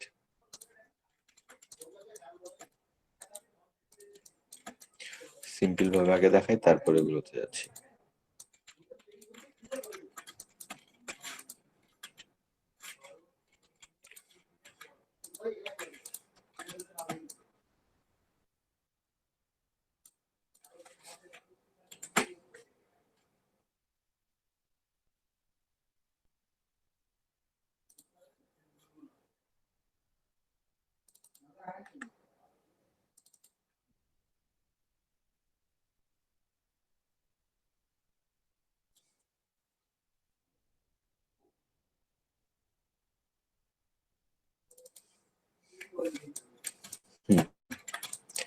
আমি মনে করি এটা আমাদের একটা ডিজাইন, ঠিক আছে? এখন এই ডিজাইনটার আমরা জাস্ট একটা পার্ট আমাদের এখানে রাখবো, বাকি অংশটাকে আমরা ডিলিট করে দিতে চাই কিংবা সেটাকে কোনোভাবে হাইড করে রাখতে চাই, ঠিক আছে? তো সেক্ষেত্রে আমরা কি করব, আমাদের যতটুকু অংশ আমরা এখানে দেখাইতে চাই সেটা আমরা চাইলে কাস্টম ভাবে শেপ নিতে পারি, কিংবা যেগুলো আমাদের বৃত্ত, রিক্ট্যাঙ্গল, যেগুলো শেপ আছে প্রিসেট, যেগুলো আগে থেকে তৈরি করা আছে সেগুলো যদি ইউজ করতে চাই সেগুলো ইউজ করতে পারবো, কিংবা আমরা যদি পেন টুলের মাধ্যমে একটা শেপ নিয়ে সেখানে যদি ওইটুকু অংশতে আমরা যদি সেটাকে দেখাতে চাই সেক্ষেত্রে করতে পারবো। তো আমরা জাস্ট আগে প্রসেসটা শিখি, তারপরে আদার সিস্টেম গুলো শিখবো। তো কি করতে হবে আমাদেরকে, এখানে একটা অবজেক্ট আছে, এখানে একটা অবজেক্ট আছে। তো আমরা সব সময় যখন ক্লিপিং মাস্ক করব সেক্ষেত্রে আমাদেরকে দুইটা অবজেক্টের মাঝে হচ্ছে ক্লিপিং মাস্ক করতে হবে। এখন বলতে পারেন এখানে একাধিক অবজেক্ট যদি থাকে সেক্ষেত্রে কিভাবে ক্লিপিং মাস্ক করব। সেক্ষেত্রে আমাদেরকে এই সবগুলোকে গ্রুপ করে নিতে হবে আগে, তাহলে কি এই সম্পূর্ণটা মিলে একটা আমাদের অবজেক্ট হয়ে গেল এবং এটা মিলে একটা অবজেক্ট হয়ে গেল। এটা সবগুলো মিলে একটা গ্রুপ হয়ে গেল, মানে দেখতে একটু গ্রুপ লাগে, অরিজিনাল নাম গ্রুপ, কিন্তু সবগুলো একটা অবজেক্ট টাইপের কিছু হয়ে গেল, এটা একটা অবজেক্ট টাইপের হয়ে গেল। তো যেটাতে আমরা হচ্ছে ক্লিপিং মাস্ক করতে যাব, মানে যেই শেপটা আমি হচ্ছে এখানে দিতে যাবো, সেক্ষেত্রে কি করব, ওই শেপটাকে আমাদেরকে অ্যারেঞ্জ থেকে সবার উপরে উঠাই দিতে হবে। এটার কিবোর্ড শর্টকাট আমরা এখানে দেখে নিব। তো আমরা এটা অলরেডি উপরে আছে। তো এখন আমরা কি করব, দুইটা শেপ মানে দুইটা অবজেক্টকে সিলেক্ট করব, সিলেক্ট করার পর রাইট ক্লিক করে মেক ক্লিপিং মাস্ক করে দিব। তো এখন দেখেন আমার এই বৃত্তের বাইরে যতটুকু অংশ ছিল সবগুলো কিন্তু ট্রান্সপারেন্ট হয়ে গেল এবং আমার বাকি ডিজাইনটা হচ্ছে বাইরে কাটা পড়ে গেল। বুঝতে পারছি? জি।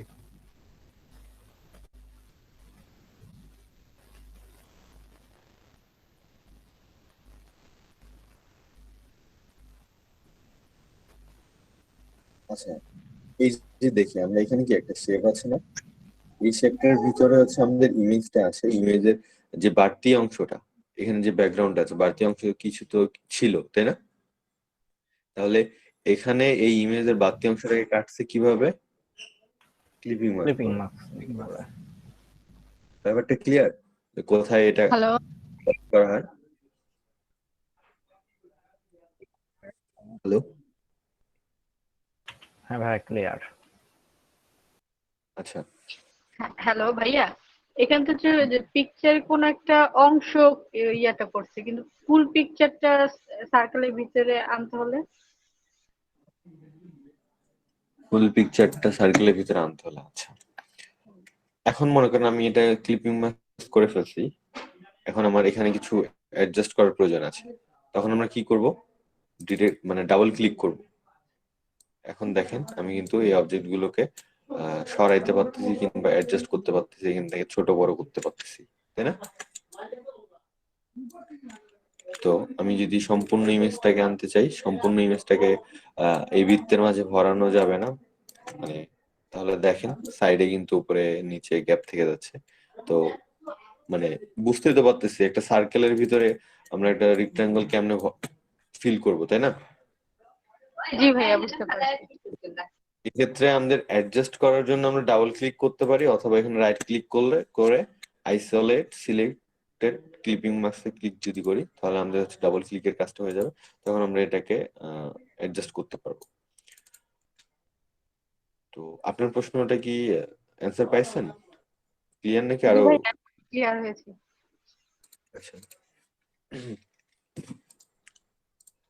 তো এইগুলো হচ্ছে আমরা কিভাবে ক্লিপিং মাস্ক করব কোনো দুইটা অবজেক্ট কিংবা একাধিক অবজেক্টের মাঝে।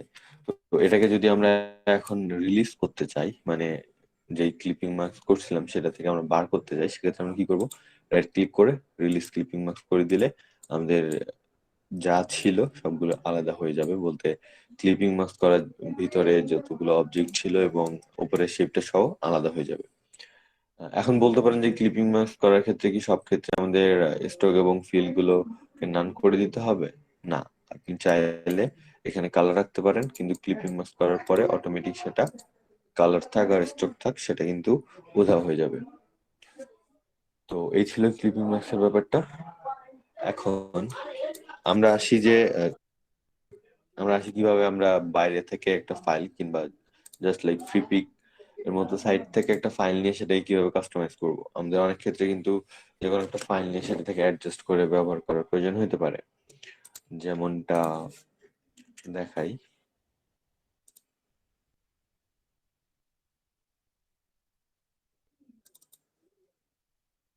যেমনটা এই ডিজাইনে। তো আমার হচ্ছে আলাদাভাবে একটা মুকুট নিয়ে আসতে হয়েছে, আলাদাভাবে ট্রেজারটা নিয়ে আসতে হয়েছে, এবং রাজার পিছনে যে কি এটা থাকে এটাকে নিয়ে আসতে হয়েছে। তো এগুলো হচ্ছে বিভিন্ন আমরা ফাইল পাই, যে ফাইলগুলোকে নিয়ে আমাদেরকে অ্যাডজাস্ট করতে হয়। তো সেক্ষেত্রে আমরা যখন একটা নতুন ফাইলকে কিভাবে কাস্টমাইজ বা অ্যাডজাস্ট করব সেটা আজকে দেখায়। আমাদের ক্লাস এখান থেকেই অফ থাকবে। তো আমরা দেখি একটু।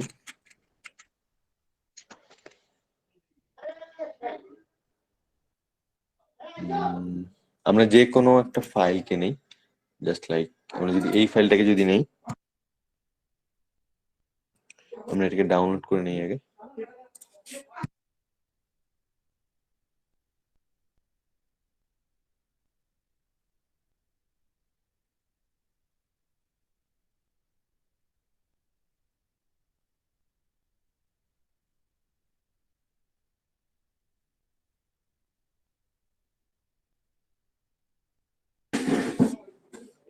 আচ্ছা, তো এটা একটা ভেক্টর ফাইল।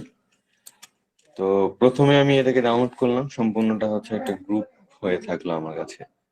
মানে আমি যদি চাই এখান থেকে আমার মুকুটটাকে যদি অ্যাডজাস্ট করার প্রয়োজন হয়, কিংবা হাতটাকে একটু বাঁকাতে প্রয়োজন হয়, কিংবা যে কোনো ভাবে আমি যদি এটাকে অ্যাডজাস্ট করতে চাই, কোনোভাবে কাস্টমাইজ করতে চাই, সেক্ষেত্রে আমাকে কি করতে হবে, এটাকে রাইট ক্লিক করে দেখতে হবে প্রথমে কি আছে। এখানে গ্রুপ করা আছে, তাহলে আমাকে এটাকে আনগ্রুপ করে নিতে হবে। কিংবা অনেক সময় ক্লিপিং মাস্ক করা থাকে, তো সেক্ষেত্রে যেমন এখানে ফিরে যাই আমরা, তাহলে দেখতে পারবো এখানে কিন্তু এটাকে ক্লিপিং মাস্ক করা ছিল। আমরা সিলেক্ট করে রাইট ক্লিক করলে এখান থেকে, আচ্ছা একটু ব্যাক যাই, অলরেডি কি হয়েছে।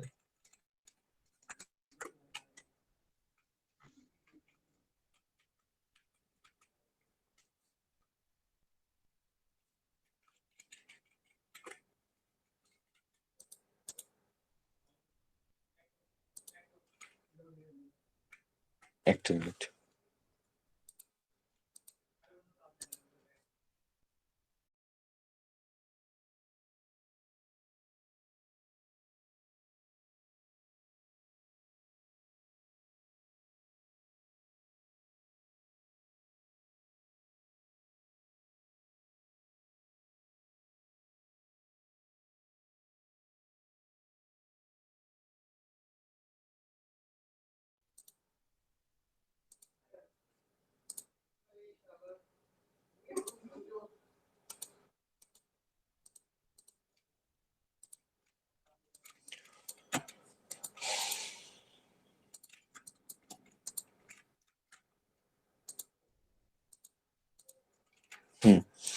তো যেটা বলতেছিলাম যে এটাকে অ্যাডজাস্ট করতে হলে প্রথমে আমাদের গ্রুপ করা থাকে, কিংবা যদি ক্লিপিং মাস্ক করা থাকে সেক্ষেত্রে আমাদেরকে গ্রুপ থাকলে আনগ্রুপ করতে হবে, ক্লিপিং মাস্ক থাকলে সেটাকে বের করে নিতে হবে, মানে রিলিজ করে দিতে হবে।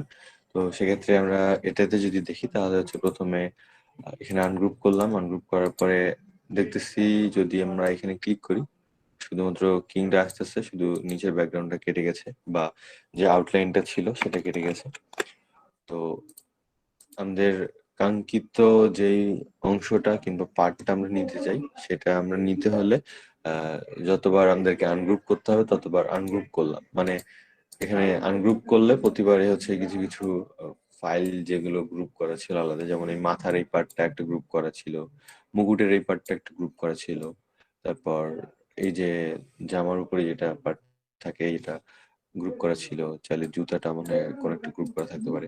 তো আমাদেরকে কাস্টমাইজ করার জন্য প্রথমে হচ্ছে আনগ্রুপ আর রিলিজ ক্লিপিং বাদ করে আমরা সেখান থেকে ফাইলটাকে মানে আমাদের যেই পার্টটুকু লাগবে সেই পার্টটুকু বের করে কিংবা ওইখান থেকে সরাই নিয়ে আসতে পারি।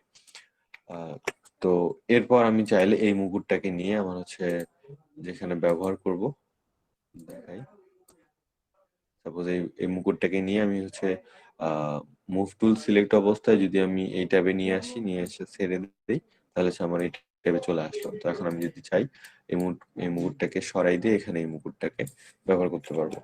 সাইজটা ছোট বড় করে নিলাম, করে নিয়ে এটাকে ব্যবহার করতে পারবো। তো এই ছিল ফাইল কিভাবে কাস্টমাইজ করতে পারবো।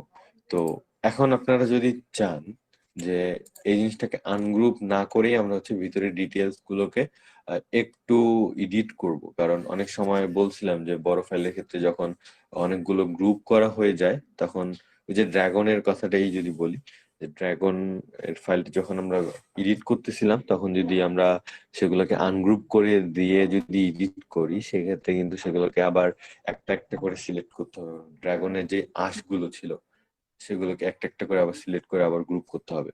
তো সেক্ষেত্রে যখন অনেকগুলো আঁশ থাকতেছে তখন কিন্তু সেই জিনিসটাকে সিলেক্ট করা এবং গ্রুপ করা এটা অনেকটা লেন্দি না? হ্যাঁ, অনেকটাই লেন্দি হয়ে যায়। তো হ্যাঁ, তো সেক্ষেত্রে আমরা কি করব, যেই পার্টটাকে আমি অ্যাডজাস্ট করতে চাবো এই পার্টটাকে সিলেক্ট করলাম, সিলেক্ট করার পরে ডাবল ক্লিক করি কিংবা মাউসে রাইট ক্লিক করে হচ্ছে আমরা আইসোলেট করে দিতে পারি।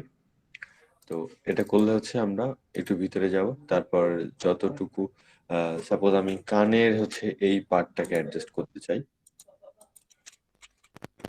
কানের এই পার্টটাকে অ্যাডজাস্ট করতে চাই। তো এখানে এখন সিলেক্ট করতেছি, এখন কিন্তু দুইটা সবাই সিলেক্ট হচ্ছে। তো আমি যদি চাই এই দুইটার মধ্যে একটাকে আবার সিলেক্ট করব, তখন আমি এখানে আবার রাইট ক্লিক করে আইসোলেট করে দিলে আমাদের হচ্ছে যে কোনো একটা পার্ট তখন নিয়ে আসলো। তো এখন আমি যদি চাই কানটাকে একটু উল্টাই দিব, উল্টাই দিয়ে এখানে নিয়ে আসবো সাপোজ। তো তারপর হচ্ছে এখানে আমি কিন্তু এটাকে আলাদাভাবে অ্যাডজাস্ট করতে পারলাম, আমাকে আনগ্রুপও করতে হলো না, কিন্তু আমি এটাকে অ্যাডজাস্ট করতে পারলাম। তো এখন আমি যদি ব্যাক হই, এখন দেখেন সম্পূর্ণটাই কিন্তু গ্রুপ অবস্থায় আছে, মাঝে আমি আমার কাঙ্ক্ষিত যে অ্যাডজাস্টমেন্টের প্রয়োজন ছিল সেটাকে অ্যাডজাস্ট করতে পারছি।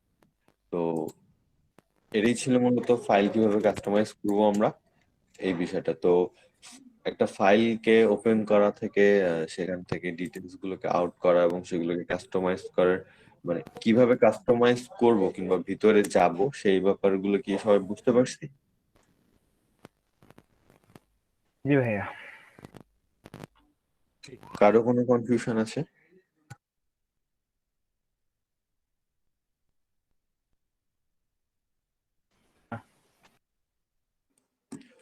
আচ্ছা, তো আজকের ক্লাস এ পর্যন্তই। পুরো ক্লাসে কারো কি কথা বুঝতে অসুবিধা আছে কিংবা কোনো প্রশ্ন আছে তাকে নির্ভয়ে বলতে পারে। স্যার ডাবল ক্লিক করে যেটা স্যার যে আইসোলেটেড করলাম না, আচ্ছা ওটা জি, গ্রুপ সিলেকশন টুল দিয়ে ওটা করলে হতো না স্যার? আপনার ভয়েস বুঝতে পারিনি। যেটা স্যার যে ডাবল ক্লিক করে গ্রুপটাকে ডাবল ক্লিক করে স্যার যে আইসোলেটেড গিয়ে আমরা হলো ওই যে পার্ট হ্যাঁ সিঙ্গেল সিঙ্গেল করে একটা কাজ করার বেশ কয়েকটা প্রসেস মানে ইলাস্ট্রেটর, ফটোশপ যে কোনো সফটওয়্যার একটা কাজ করার বেশ কয়েকটা প্রসেস থাকতেই পারে। তো যার কাছে যেটা ইজি মনে হয় সে আমরা সেই প্রসেসটা ইজি ভাবে ইউজ করতে পারবো। আমার কাছে এটা ইজি মনে হয়, আপনার কাছে অন্যটা ইজি মনে হইতেই পারে। তো আমি জাস্ট আমারটাকে আপনার কাছে উপস্থাপন করলাম, আপনি আপনার প্রসেসে কিংবা আপনার ওয়েতে করতে পারেন, এটা জাস্ট আপনার উপর। আমরা তো স্যার এই যে বাচ্চা কাচ্চা বুঝছেন না, আমরা তো এতটা ভালো বুঝবো না, যেটা আপনারা মানে প্রফেশনাল, এর জন্যই প্রশ্ন করা আর কি। সমস্যা আচ্ছা নেই। আচ্ছা ভাই, আহ, একটা কথা জিজ্ঞাসা করবো। জি, এই যে এই পিকচারটাতে সবগুলা মার্ক হয়ে আছে, বাট এই যে ছোট ছোট যে ডট গুলা উড়ে উড়ে বের হচ্ছে, এই এটাকে কি বলে এটা থেকে, কিন্তু এটাতে কোনো মার্ক হচ্ছে না। এই যে মানে এটাতে আলো বিকিরণ, হ্যাঁ না না ওইটা তো মার্ক করাই আছে রাউন্ড করে, বাট ওইটার নিচেরটার মাঝখানে যে হলুদ একটা ঝাপসা সোনালী কালারে দিয়ে, ওইটা মার্ক হয়ে হচ্ছে যে না। এখানকারটার কথা বলতেছেন, হ্যাঁ হ্যাঁ হ্যাঁ। এখানকারটা আমি যদি এটাকে আনগ্রুপ করি তাহলে বুঝতে পারবেন যে এখানে আসলে কাহিনীটি কি আছে। সাইডে নিয়ে আসলাম, আনগ্রুপ করি।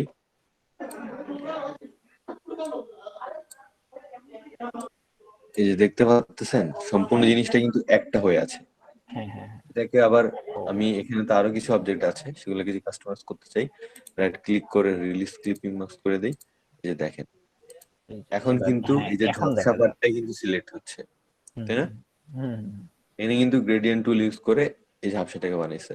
তো তারা কি করছিল, এটাকে ক্লিপিং মাস্ক করে দিছিল যেন এই যে বাক্সের ভিতরে এটাকে বোঝা যায় এরকম টাইপের কিছু। হুম হুম হুম। এই জন্য হচ্ছে আমরা যখন একটু আগে শুধুমাত্র আলোটাকে সিলেক্ট করতে যাচ্ছি কিংবা কয়েনটাকে সিলেক্ট করতে যাচ্ছি, সম্পূর্ণ জিনিসটা একটা ক্লিপিং মাস্ক করা থাকার কারণে সম্পূর্ণ জিনিসটাকে একটা বোঝা যাচ্ছে, তাই না? হ্যাঁ হ্যাঁ যখন আমরা সরাচ্ছি তখন সম্পূর্ণ মিলে একটা হয়ে যাচ্ছে। আর স্যার স্টারের মধ্যে যে এই যে মানে আলো আলো মনে হচ্ছে, এটা স্যার ব্লার করে করেছে স্যার ব্যাকগ্রাউন্ড?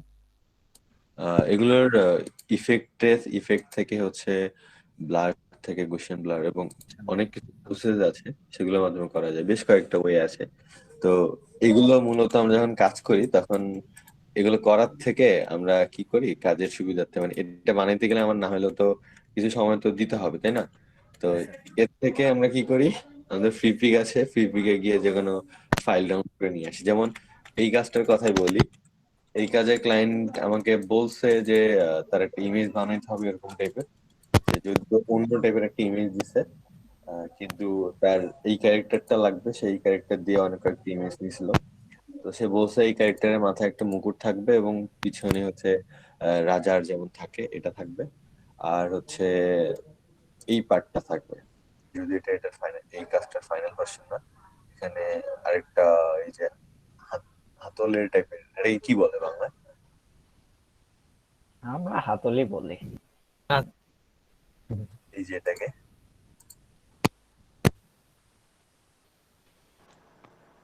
ওইটা হইতেছে ভাইয়া জাদুর আচ্ছা যাই হোক, এটা হচ্ছে সে বলছে এখানে আমার রাজার হাতে এটা লাগাই দিতে হবে, এরকম টাইপের কিছু বলছে। তো সেখান থেকে হচ্ছে বলছে যেখানে টিকতে দেওয়ার বক্স হবে। তো এখন সে আমাকে এটার জন্য দিবে কত ডলার,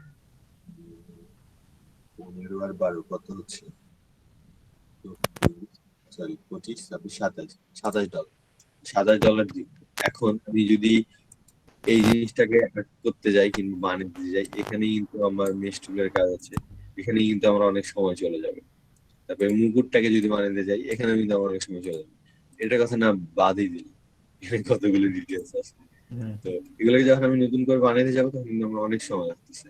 তো সেজন্য আমি ক্লায়েন্টকে কি বললাম যে আমি তোমাকে কিছু স্যাম্পল দিচ্ছি, দেখো আমি এই প্রিসেট গুলোকে ইউজ করতে পারি। ফ্রিপিকে গেলাম। আপনি কি সবাই ফ্রিপিক সম্পর্কে অবগত আছেন? না, ক্লাস শেষে জানাইতে চাইছিলাম। না আচ্ছা ভাইয়া। ঠিক আছে, কাজ শেষে এগুলো জানানো হবে। তারপর বলে রাখি এখনই, ভেক্টর নিয়ে কাজ করার জন্য ফ্রিপিক হচ্ছে একটা মার্কেট প্লেস না বললেও চলে, প্যাসিভ মার্কেট টাইপের, প্যাসিভ মার্কেট প্লেস এটা। তো এখানে হচ্ছে আমরা আমাদের ডিজাইন করে যেগুলো আপলোড করতে পারি, এগুলো ডাউনলোড অনুযায়ী আমাদেরকে তারা অ্যামাউন্ট দেয়, যদিও আমি এই জগতে আসিনি এখনো। তো আমাদের বর্তমানে স্বার্থ কি এখান থেকে, এখানে হচ্ছে দেখেন অনেক ডিজাইন আছে যেগুলো ফ্রিতে আমরা কালেক্ট করতে পারি, অনেক ডিজাইন। যেমন আমি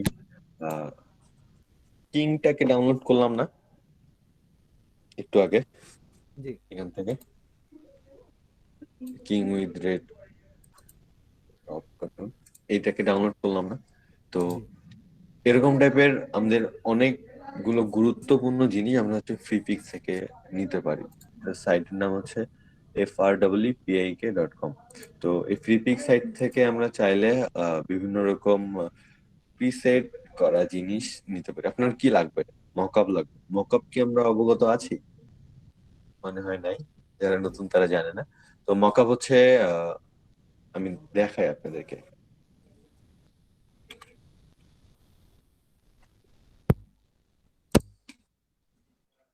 আচ্ছা, আমরা অনেক সময় দেখি না একটা লোগো ডিজাইন করার পর হচ্ছে ক্লায়েন্টকে এই যে এরকম টাইপের কোন একটা সিনারির সাথে যুক্ত করে দিল যেন জিনিসটাকে আর একটু রিয়ালিস্টিক লাগে, এটাকেই হচ্ছে মকআপ বলে। তো একটা ফাইল আমরা তৈরি করলাম কিংবা একটা লোগো তৈরি করলাম, তো ক্লায়েন্ট সেটার একটা প্রিভিউ দেখতে চাবে। বলতে ভেক্টরটাসে যদিও লাগে না, লোগো ডিজাইনের ক্ষেত্রে লাগে, কিন্তু এটা জাস্ট আপনাদের জানার জন্য বললাম। সেটা হচ্ছে যে যখন আমরা কোন একটা জিনিসকে শো অফ করতে যাব, সেটাকে যদি আমরা একটু মেকআপ টেকআপ করে শো অফ করি, সেক্ষেত্রে কিন্তু জিনিসটাকে ভালো লাগে। তো আমরা একটা লোগো বানাইলাম, লোগো বানায় সেটার বাস্তবে সেটার রূপ কেমন হবে কিংবা 3D তে সেটার রূপ কেমন হবে, এটা দেখানোর জন্যই হচ্ছে এক ধরনের বিশেষ ফাইল পাওয়া যায়, সেটাকেই হচ্ছে মকআপ বলে।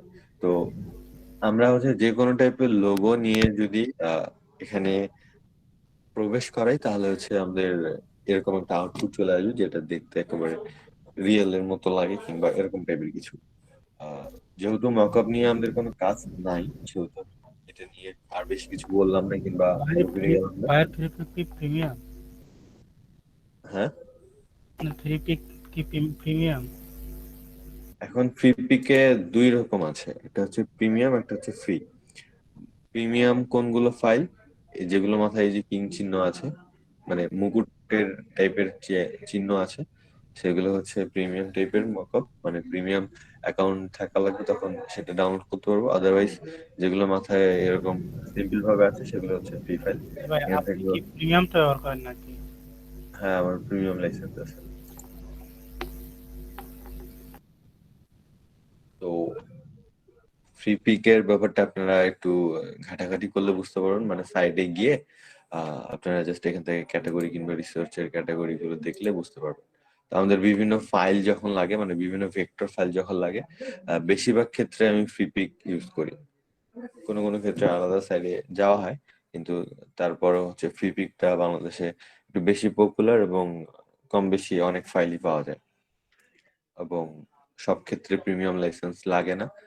যদিও আমার প্রিমিয়াম লাইসেন্স নেওয়া আছে, অনেক ফাইল লাগে যেগুলো হচ্ছে প্রিমিয়াম ছাড়া দেয় না।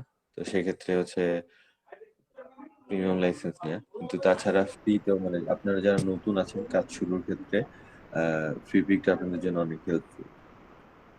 কস্ট কিরকম আপনার লাইসেন্স ইয়ারলি নেওয়ার জন্য এবং মান্থলি বা ইয়ারলি নেওয়ার জন্য কস্ট কিরকম? এখানে হচ্ছে এক এক সময় একটা ডিসকাউন্ট দেয়, যেমন কিছুদিন আগে ছিল 30% ডিসকাউন্ট। এই যে এখানে যদি আমরা চাই তাহলে দেখতে পাই এক এক সময় একটা রেট থাকে। এই যে দেখেন প্যাকেজ, এটা মান্থলি, আর এটা যদি অ্যানুয়াল প্রোগ্রাম নেওয়া হয় তাহলে হচ্ছে পার মান্থ এত করে পড়বে, এবং একবারে এত ইউরো পেমেন্ট করতে হবে। আর এক মাসের জন্য যদি নেন তাহলে এত ইউরো পেমেন্ট করতে হবে। আচ্ছা, যাই হোক, তো আমরা ফাইল নিয়ে কাস্টমাইজ করা শিখলাম, কোথায় ফাইল পাবো সেটা শিখলাম। আরেকটা জিনিস বাকি আছে, সেটা হচ্ছে কিভাবে একটা ফন্টকে খুঁজে বের করবো যে এটা কোন ফন্ট, এটা এই ফন্টের নাম কি, তাই না? জি। এখন ইলাস্ট্রেটরের আপডেট ভার্সনে হচ্ছে তারা অটো ফন্ট, মানে আমি যদি ফেসবুক থেকে কোনো ফাইল ডাউনলোড করি, সেটা যদি আউটলাইন করা না থাকে, কিংবা আউটলাইন জিনিসটা কি আপনাদের মাঝে বলা হয়েছিল? আশা করছি বলা হয়েছিল টেক্সট কিভাবে আউটলাইন করবো। জি ভাই। যেখানে রাইট ক্লিক করে ক্রিয়েট আউটলাইন, তারপর এটাকে আমরা চাইলে কাস্টমাইজ করতে পারি। বলা হয়েছিল না? জি ভাই। আচ্ছা যাই হোক, তো যেখানে একটা ফন্ট, সাপোজ আমার এই ফন্টের নাম আমি জানি না, যদিও এটা সিম্পল টাইপের ফন্ট, কিন্তু এই ফন্টের নাম আমি জানি, তো সেক্ষেত্রে আমাকে কি করতে হবে, এটার একটা জেপিজি ফাইল আমাকে নিতে হবে, অথবা আমি চাইলে স্ক্রিনশট নিলাম, কিংবা চাইলে আমরা জেপিজি থেকে আপলোড করতে পারি। তারপরে আমাদেরকে যেতে হবে whatfontis.com এ, সেখানে গিয়ে আমি যেহেতু আমার স্ক্রিনশটটা ক্লিপবোর্ডে নিয়ে আছে আমি এখানে পেস্ট করে দিলাম, কিংবা আপনারা চাইলে এখান থেকে ব্রাউজে ক্লিক করে যে কোনো জায়গা থেকে আপনার ইমেজটাকে দেখাই দিলে সেখান থেকে সিলেক্ট করতে পারবেন। আমি একটু ইমেজ দেখাই দিই মানে কিভাবে সিস্টেম। সাপোজ এই ফোনটা বলতেই ভাই ওই যে টি শার্টের ওই ফ্রন্টটা নিয়ে কাইন্ডলি একটু দেখাবেন। ফোনটাকে যেটা নিলে আমাদের দেখাই ভালোভাবে কেটে নিতে হবে। আচ্ছা তারপর আমরা দেখি বড় ইমেজ, তো এটাকে আমরা এখানে আনি, তারপরে দেখি।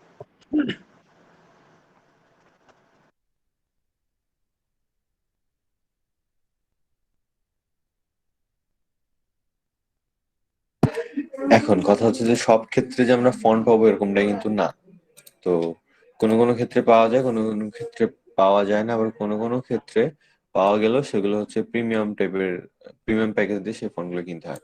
আচ্ছা, তো প্রথমে আমি কি করলাম, এখানে এই ফাইল মানে আমি এই ফন্টটাকে প্রথমে খুঁজবো, সেজন্য আমাকে কি করতে হবে, এই ফাইলটার একটা ইমেজ সেভ করতে হবে, কিংবা এই ছোট পার্টটাকে আমি কেটে নিয়ে সেখান থেকে সেই ফাইলটাকে আমি হচ্ছে এখানে ব্রাউজ করে দিলে ফাইলটা এখানে চলে আসবে। তো আমি পুরো ইমেজটাকে এখানে ইনপুট দিয়ে দিছিলাম প্রথমে। তো আমরা চাইলে পুরো ইমেজ নিয়েও কাজ করতে পারি, আবার চাইলে ছোট একটা ইমেজ ভাবে কেটে নিয়ে বা ক্রপ করে সেটা নিয়ে কাজ করতে পারি। তো এখানে প্রথম স্টেপে হচ্ছে আমাদেরকে যতটুকু অংশে আমাদের ফন্ট আছে সেই ফন্টের ওই অংশটুকু আমাদেরকে সিলেক্ট করে দিয়ে নেক্সট ক্লিক করতে হবে। এরপরে হচ্ছে এখান থেকে কালারটা বলতে ফন্টের কালার আর হোয়াইটটা ব্যাকগ্রাউন্ড বোঝানো হয়। তো সেই জন্য হচ্ছে আমরা প্রথমে এটাকে চুজ করলাম, কারণ এটা যদি নেই তাহলে হচ্ছে আমাদের কালোটা টেক্সট কালার এবং হোয়াইটটা ব্যাকগ্রাউন্ড কালার হিসেবে তারা ধরবে। তো আমাদের অরিজিনালি কোনটা লাগবে, কালোটাই তো টেক্সট হিসেবে লাগবে, তাই না? সেই জন্য আমরা হচ্ছে এটাকে চুজ করে দিলাম। এখন দেখেন আমার এখানে কিন্তু সব ক্ষেত্রে ফন্টটা একসাথে আসে নাই, এখানে কিন্তু কয়েকটা ফন্ট মিলে একটা হয়ে গেছে না, কিন্তু আমার এখানে কি বলছে একটা করে লেটার ইনপুট করতে হবে। তো সেক্ষেত্রে আমি কি করলাম, আবার এখানে অপটিমাইজে ক্লিক করলাম। ক্লিক করার পর দেখেন আমার হচ্ছে আহ, একটা এরকম একটা টুলস দিচ্ছে, যেটা দিয়ে হচ্ছে এখানে আমি লাইন আর্ট করতে পারবো, মানে এগুলো যে আলাদা একটা ফন্টের আলাদা আলাদা পার্ট সেগুলো আমি এখানে দেখা দিতে পারবো। তো এখানে হচ্ছে নেগেটিভ স্পেস ব্যবহার করা হয়েছে। তো সেক্ষেত্রে বুঝতে মানে এদের ওয়েবসাইটের যেই কোডিংটা আছে বা কি বলে এদের ওয়েবসাইটে যেভাবে ডেভেলপ করা হয়েছে সেক্ষেত্রে হচ্ছে এখানে গ্যাঞ্জাম আছে। তো প্রথম ক্ষেত্রে আমাদের এই ফাইলটা কাজ করতেও পারে নাও করতে পারে, তারপর আমরা ট্রাই করি, আপনাকে দেখি এই কতভাবে সলভ করা যায়। হ্যাঁ, ওই যে কে ডাব্লিউর মধ্যে চলে গেছে, ওখানে মনে হয় একটু সমস্যা হতে পারে। হ্যাঁ, এগুলো আমরা জাস্ট দেখি, কাজ করতে করতে এগুলো হয়ে যাবে। তো আপাতত আমি হচ্ছে আলাদা আলাদা করে সবগুলো লেটারকে পার্ট করে দিয়ে দিলাম যতটুকু করা যায়। তারপর নেক্সটে ক্লিক করে দেখি কি হয়। প্রত্যেকটাকে আলাদা আলাদা ভাবে ধরছে, এখন আমি জাস্ট কোন লেটার হচ্ছে অরিজিনালি সেটা কি হবে সেটা ইনপুট দিয়ে দিই। যেমন এখানে ওয়াই, এখানে কে, আমি বড় হাতে দিচ্ছি কারণ এগুলো বড় হাতে আছে। ডাব্লিউ টি এফ জি ও, নেক্সটে ক্লিক করি।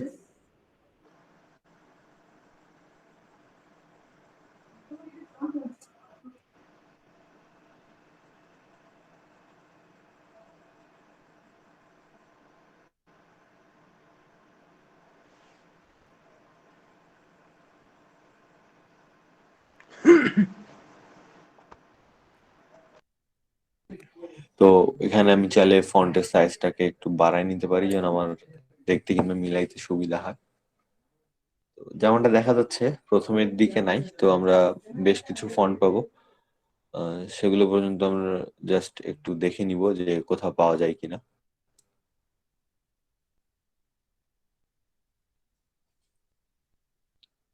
যেহেতু এখানে অনেক হিজিবিজি অবস্থায় আছে, গ্যাঞ্জাম অবস্থায় আছে, তো আমরা চাইলে সেটাকে যেমন শুধুমাত্র গো লেখাটাকে নিয়ে আমরা এখানে ইনপুট দিয়ে দেখতে পারি যে আমরা আসলে এটা কি পাবো কি পাবো না। তো এটা কি সেম টাইপের? না, সেটাই করি, জাস্ট গো পার্টটাকে নেই,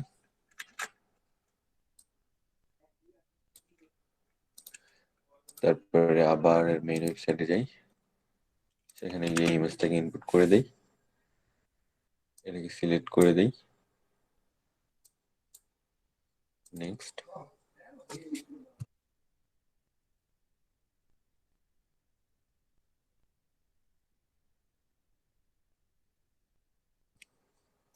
ক্লিক করতেছি এখানে, আবারও সেম প্রবলেম। তো আমরা এখানে অপটিমাইজে ক্লিক করব, ক্লিক করে সেগুলোকে আলাদা করে দেখাই দিব যে কোনটা, মানে এই অংশটা একটা লেটার, এই অংশটা আরেকটা লেটার।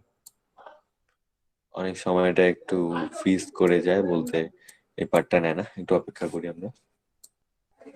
চলে আসছে, তো নেক্সট করে দিলাম। এখন এখন এই যে জি ও সরি ও,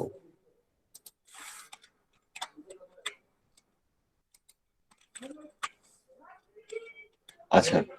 তো অনেক সময় হচ্ছে যখন ওরা ম্যানুয়ালি যখন আমরা দেই সেক্ষেত্রে অনেক সময় ঠিক আছে, কিংবা অনেক সময় সাপোজ এই যে জি এর উপরে যে অংশটা আছে, এটা হতে পারে এটা আমাদের জি এর অংশ হিসাবে আমরা তাদেরকে বোঝাইতে চাইছি, কিন্তু তারা সেটাকে আলাদা ভাবে নিছে। এরকমটা হইতেই তো পারে, তাই না? অনেক সময় লো রেজুলেশনের ফন্টটা থাকার কারণে ক্লিয়ার বোঝা যাচ্ছে না, তো তখন আমরা কি করব, একটা লেটার মনে করেন জি এর এই অংশটা আলাদা পার্ট হয়ে গেছে, কিংবা সাপোজ আমাদের এটা আই, তো আই এর এই ফোঁটাটা আলাদা জায়গায় চলে গেছে, ঠিক আছে? তো সেক্ষেত্রে আমরা যদি চাই এটাকে ক্লিক অ্যান্ড ড্র্যাগ করে যদি এখানে নিয়ে এসে ছেড়ে দেই, তাহলে কিন্তু এটা জি এর সাথে অ্যাডজাস্ট হয়ে যাবে। আমি যদি ছেড়ে দিচ্ছি তাহলে দেখি কি হয়। দেখেন, এটা কিন্তু জি এর সাথে অ্যাডজাস্ট হয়ে গেছে, বুঝতে পারছি? হ্যালো, জি স্যার, বুঝতে পারছি। জি ভাই। তিনটা থেকে দুইটা হয়ে গেল। 3টা থেকে 2টা হয়ে গেছে। এখন আমি যদি চাই যে আমার আগের ওই পার্টটাকে ওটা আলাদাই থাক, কিংবা আমি ওই পার্টটাকে নিব না, আমার ফন্ট খোঁজার ক্ষেত্রে ওই পার্টটাকে আমি এখানে ইমপ্লিমেন্ট করব না, সেক্ষেত্রে আমি সেটাকে ফাঁকা রাখলেই পারতাম। কিংবা আমি যেটা বলতেছিলাম যে যদি হচ্ছে এই অংশটা, মানে এই ফোঁটা বা ডটটা যদি আমাদের জি এর কোন একটা অংশ হয়ে থাকতো, সেক্ষেত্রে কিন্তু আমরা ওই ডটটাকে এখানে ক্লিক অ্যান্ড ড্র্যাগ করে যদি ছেড়ে দিতাম, কিংবা যেখানে ছেড়ে দিব সেখানে কিন্তু ওই দুইটাই মিলে একটা ইমেজ টাইপের কিছু হয়ে যাবে, যেখান থেকে হচ্ছে আমরা একটা লেটার সেখানে সেটাকে ইন্ডিকেট করে দেখাই দিতে পারবো। বুঝতে পারছি? জি। আচ্ছা, এখন আমরা নেক্সট করে দেই, দেখি কি আসে।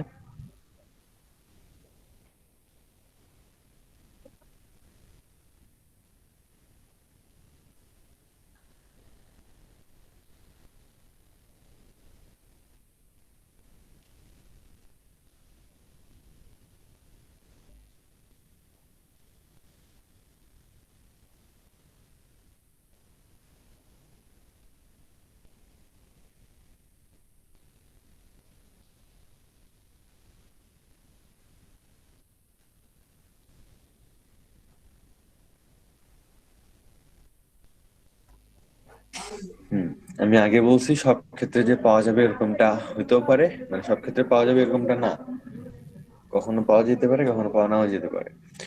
তো এখানে আমরা যে রেজাল্টটা পাইছি, এই রেজাল্টটা হচ্ছে আমাদের ফ্রি প্যাকেজ থেকে এতটুকুই রেজাল্ট পাওয়া সম্ভব।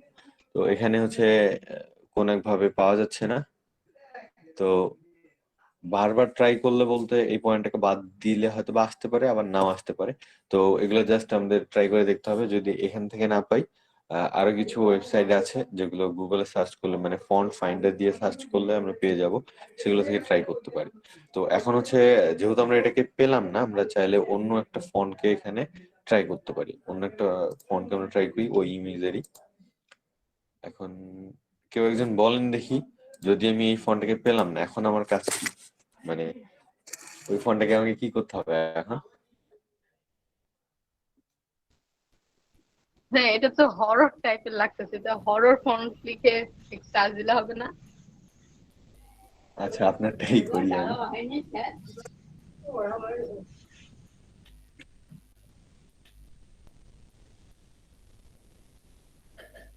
আমি যদি ওটা দিয়ে সার্চ দিই, ওই ফন্ট যে সবসময় পাবো এরকমটা না, আমাকে খুঁজতে হবে কিন্তু এখন ওই টাইপের ফন্ট পেয়ে, তাই না? হরের টাইপের ফন্ট কিন্তু একটা দুইটা না, হাজার হাজার আছে। এভাবে পাওয়া কষ্টই, হয়তো কিছুটা সিমিলার পাওয়া যাবে। কিছুটা সিমিলার পাওয়া যেতে পারে। এখন ক্লায়েন্টের সাথে এক্ষেত্রে আপনি আবারও ডিসকাস করতে পারেন যে আমি কি এই ফোনটা সিমিলার করে নাকি। আচ্ছা, আমরা একটু মাইকগুলো মিউট করি।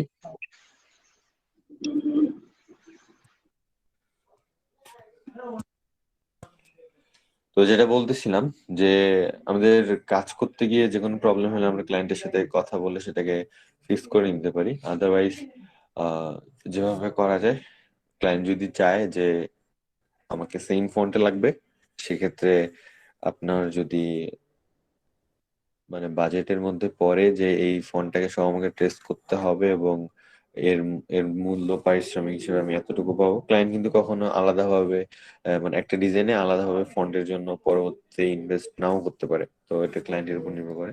তো এর জন্য বললাম যে আমরা যখন একটা কাজ হাতে নিব, তখন হচ্ছে আমরা আহ এইসব বিষয়গুলোকে একটু খেয়াল রাখবো, রাখার পরে হাতে নিব। তো হরর ফন্ট দিয়ে সার্চ দিলে হচ্ছে এখানে আরেকটু বেশি সময় লাগতেছে।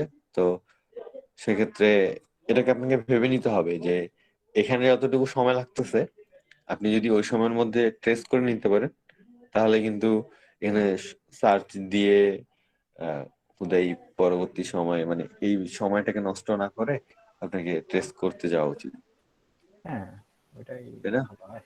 হুম। আচ্ছা, তো এখন আমরা যদি এই ফন্টটাকে যদি আমরা খুঁজতে চাই, তাহলে আমাদেরকে কি করতে হবে? প্রথমে বলে রাখি, এই ফন্টটাকে যদি আমি ইন্ডিকেট করে দেখাতে চাই, তাহলে কিন্তু আমার এখানে আহ, এই যে বাইরে যে একটা ব্যাকগ্রাউন্ড আছে, আউটলাইন আছে, এখানে বেশ কয়েকটা কালার এবং বেশ কয়েকটা জিনিস এখানে এই সিলেকশনের মধ্যে চলে আসতেছে, তাই না? তো সব থেকে ভালো হয় এটাকে যদি আমরা ফন্ট জেনারেটর দিয়ে যদি কনভার্ট করতে যাই, তখন সব ক্ষেত্রে ভালো হয় কি করব, আমরা এই বাকি যে অংশটা আছে না, এই অংশটাকে ফটোশপে কিংবা ইলাস্ট্রেটরে বাকি অংশটাকে এক কালার করে দিব, যেন হচ্ছে শুধুমাত্র আমরা আমাদের ফন্টটাকে দেখতে পাই। ঠিক আছে? তো আমি সেটাই করি, পেন টুল দিয়ে বাকি অংশটাকে বাদ দিয়ে দিই।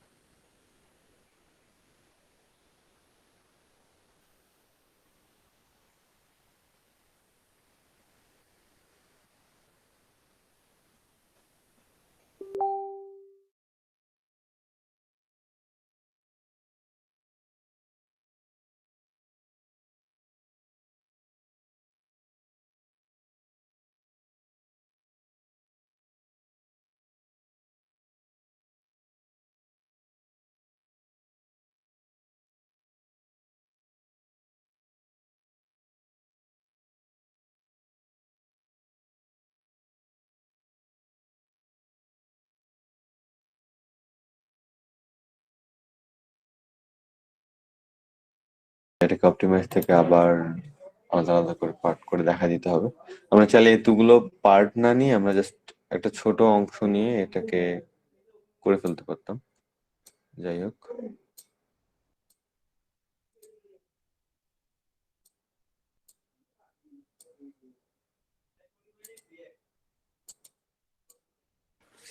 ভাই আমরা এতগুলো ফন্ট না নিয়ে একটা জাস্ট অ্যালফাবেটকে নিয়ে যদি খুঁজি তাহলে তো পুরো ফন্টের সেটাই ইয়েটা বললাম পাওয়া যে যাবে। শুধুমাত্র একটা অ্যালফাবেট দিয়ে সবসময় আসে না, আমরা চাইলে 2টা কি 3টা অ্যালফাবেট নিয়ে এখানে সার্চ করতে পারি, এরকম টাইপের কিছু।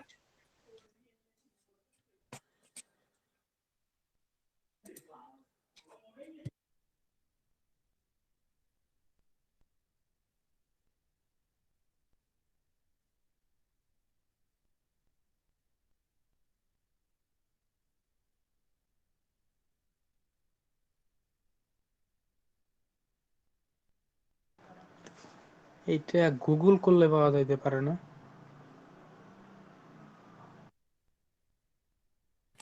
গুগল করলে অনেক ক্ষেত্রে আসে না, যে কোনো ফন্ট জেনারেটর সাইট থেকেই আপনাকে খুঁজতে হবে। অনেক সময় সেম টু সেম পাওয়া যায় না, সেক্ষেত্রে সিমিলার টাইপের কোনো কিছু খুঁজে সেটাকে ইমপ্লিমেন্ট করতে হয়।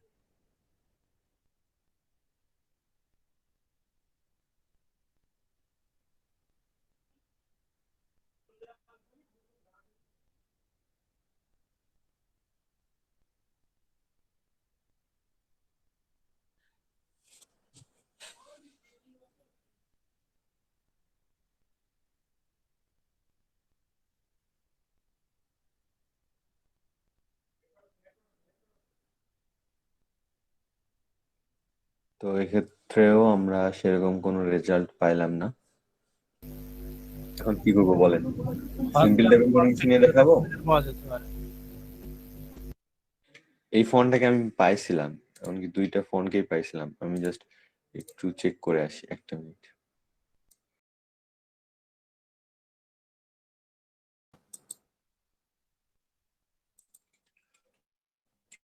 আচ্ছা, এই ছিল আমার ফাইলটা, এটা কাজ করছিলাম। তো আমরা যদি ছোট করে পার্ট করে নিয়ে সার্চ করে দেখি, আরেকবার লাস্ট ট্রাই করে দেখি কি হচ্ছে। ওদের অ্যালগোরিদম যে কোনো সময় চেঞ্জ করছে কিংবা আপডেট করছে, যে জন্য হয়তো এখন পাওয়া যাচ্ছে না। তো এটাই হচ্ছে একমাত্র ওয়ে, কিংবা আমরা চাইলে অন্যান্য যেই ফন্ট জেনারেটর ইঞ্জিন গুলো আছে সেগুলো আমরা চাইলে ব্যবহার করতে পারি। কিন্তু আমার কাছে এই সাইটটাই ভালো লাগছিল, মানে ভালো লাগে এখনো, আর সবসময় ইউজ করে থাকি। তো সেক্ষেত্রে এটাতেই দেখাচ্ছি। আপনারা চাইলে অন্যগুলো থেকেও খুঁজে দেখতে পারেন, কারণ যখন বেশ কিছু ফন্ট লাগে তখন ট্রেস করাটা অনেক বোরিং এর মতো লাগে। আমরা আরেকবার ট্রাই করে দেখি তারপরে কি হচ্ছে।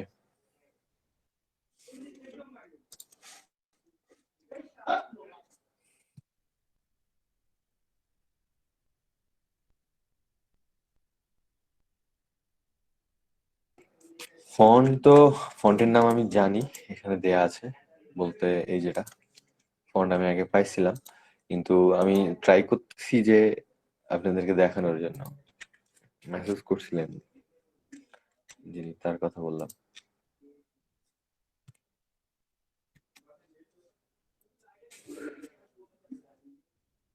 আচ্ছা, এনসি কি আসবে? মনে হয় না যে আসবে।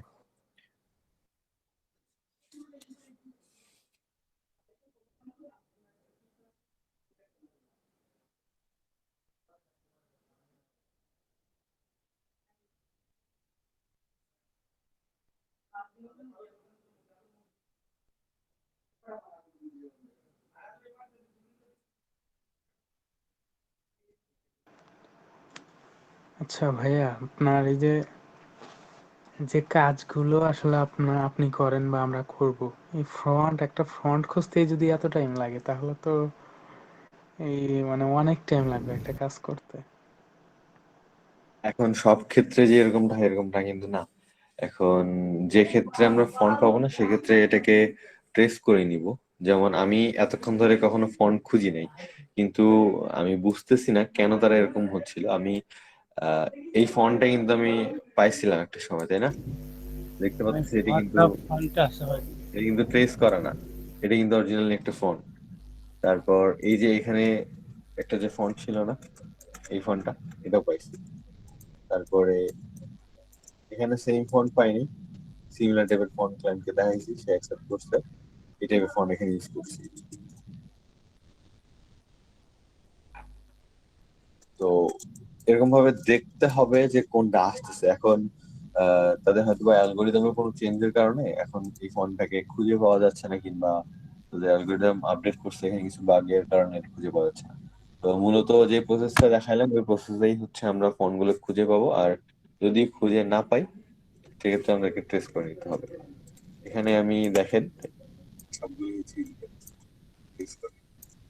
এখন আসতেছে, বুঝলাম না। যাই হোক আমরা ব্যাপারটা ইগনোর করি।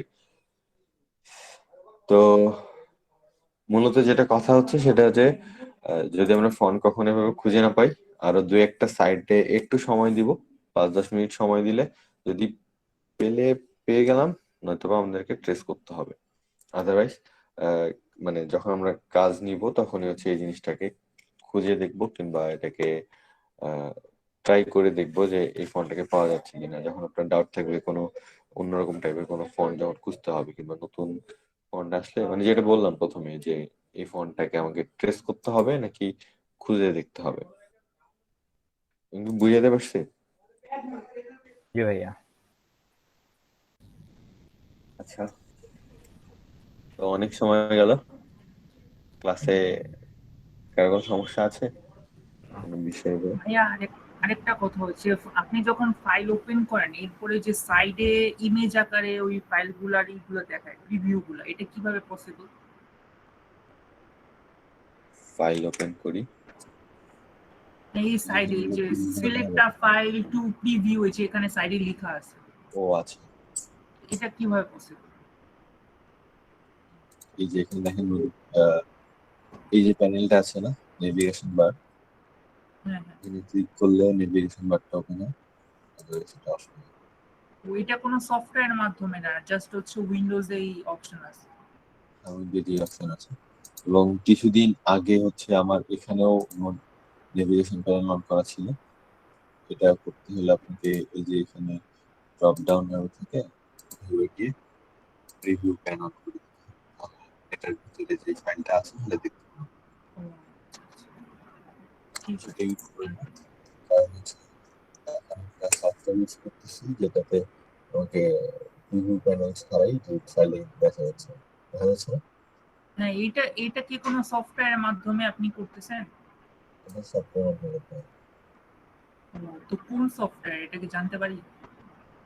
আমি আপনাকে লিঙ্ক দিয়ে দিব, হচ্ছে এটাও দিয়ে দিব, যেখানে অ্যাক্টিভ করতে হবে যদি এটা একটা প্রিমিয়াম সফটওয়্যার।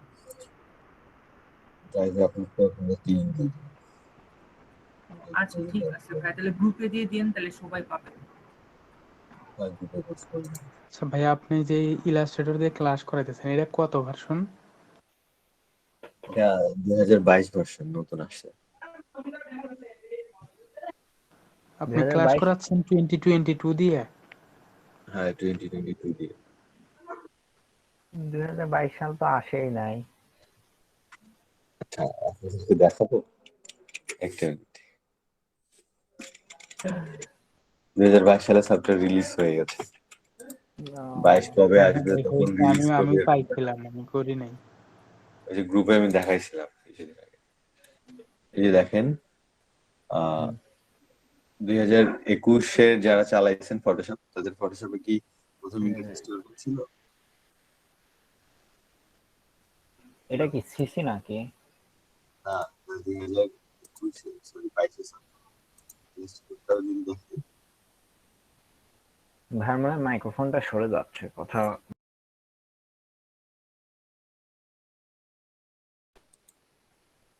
তো আমাদের নেক্সট ক্লাসে তাহলে কাজ থাকছে হচ্ছে আমি কিছু ফাইল দিচ্ছি, সেগুলো হচ্ছে আপনাদেরকে গোল্ডেন রেশিওটা ইন্ডিকেট করে দিতে হবে, বলতে স্টক লাইন করে দিয়ে সেটাকে দেখা দিতে হবে। তারপর আর কি থাকতেছে, আমাদের ফ্রি পিক এবং হোয়াট ফন্ডিস সাইট গুলোকে একটু ঘুরে আসবেন, তাহলে হচ্ছে দেখতে পারবো যে আমরা সেখানে কিভাবে এগুলো কাজ করতেছে, বলতে ফ্রি পিকে কিভাবে ফাইল ডাউনলোড করা যাচ্ছে, এবং যেটা দেখাইলাম ফাইল কিভাবে কাস্টমাইজ করতে হয়।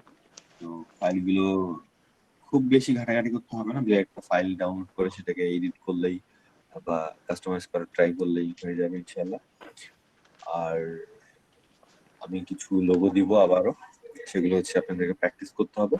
তাহলে আজকের দিনে হোমওয়ার্ক জমা দেওয়ার থাকছে, মানে গ্রুপে পোস্ট করার জন্য থাকছে আমার 2 টাইপের। একটা হচ্ছে অ্যাপ্রুভ হবে, একটা অ্যাপ্রুভ হবে না। কোনটা অ্যাপ্রুভ হবে? যেগুলো হচ্ছে নতুন লোগো দিব, যে লোগোগুলোকে কাজ করতে হবে সেই লোগোগুলো। আর হচ্ছে কিছু লোগো দিব যেগুলোতে গোল্ডেন রেশিও মেনটেন করতে হবে।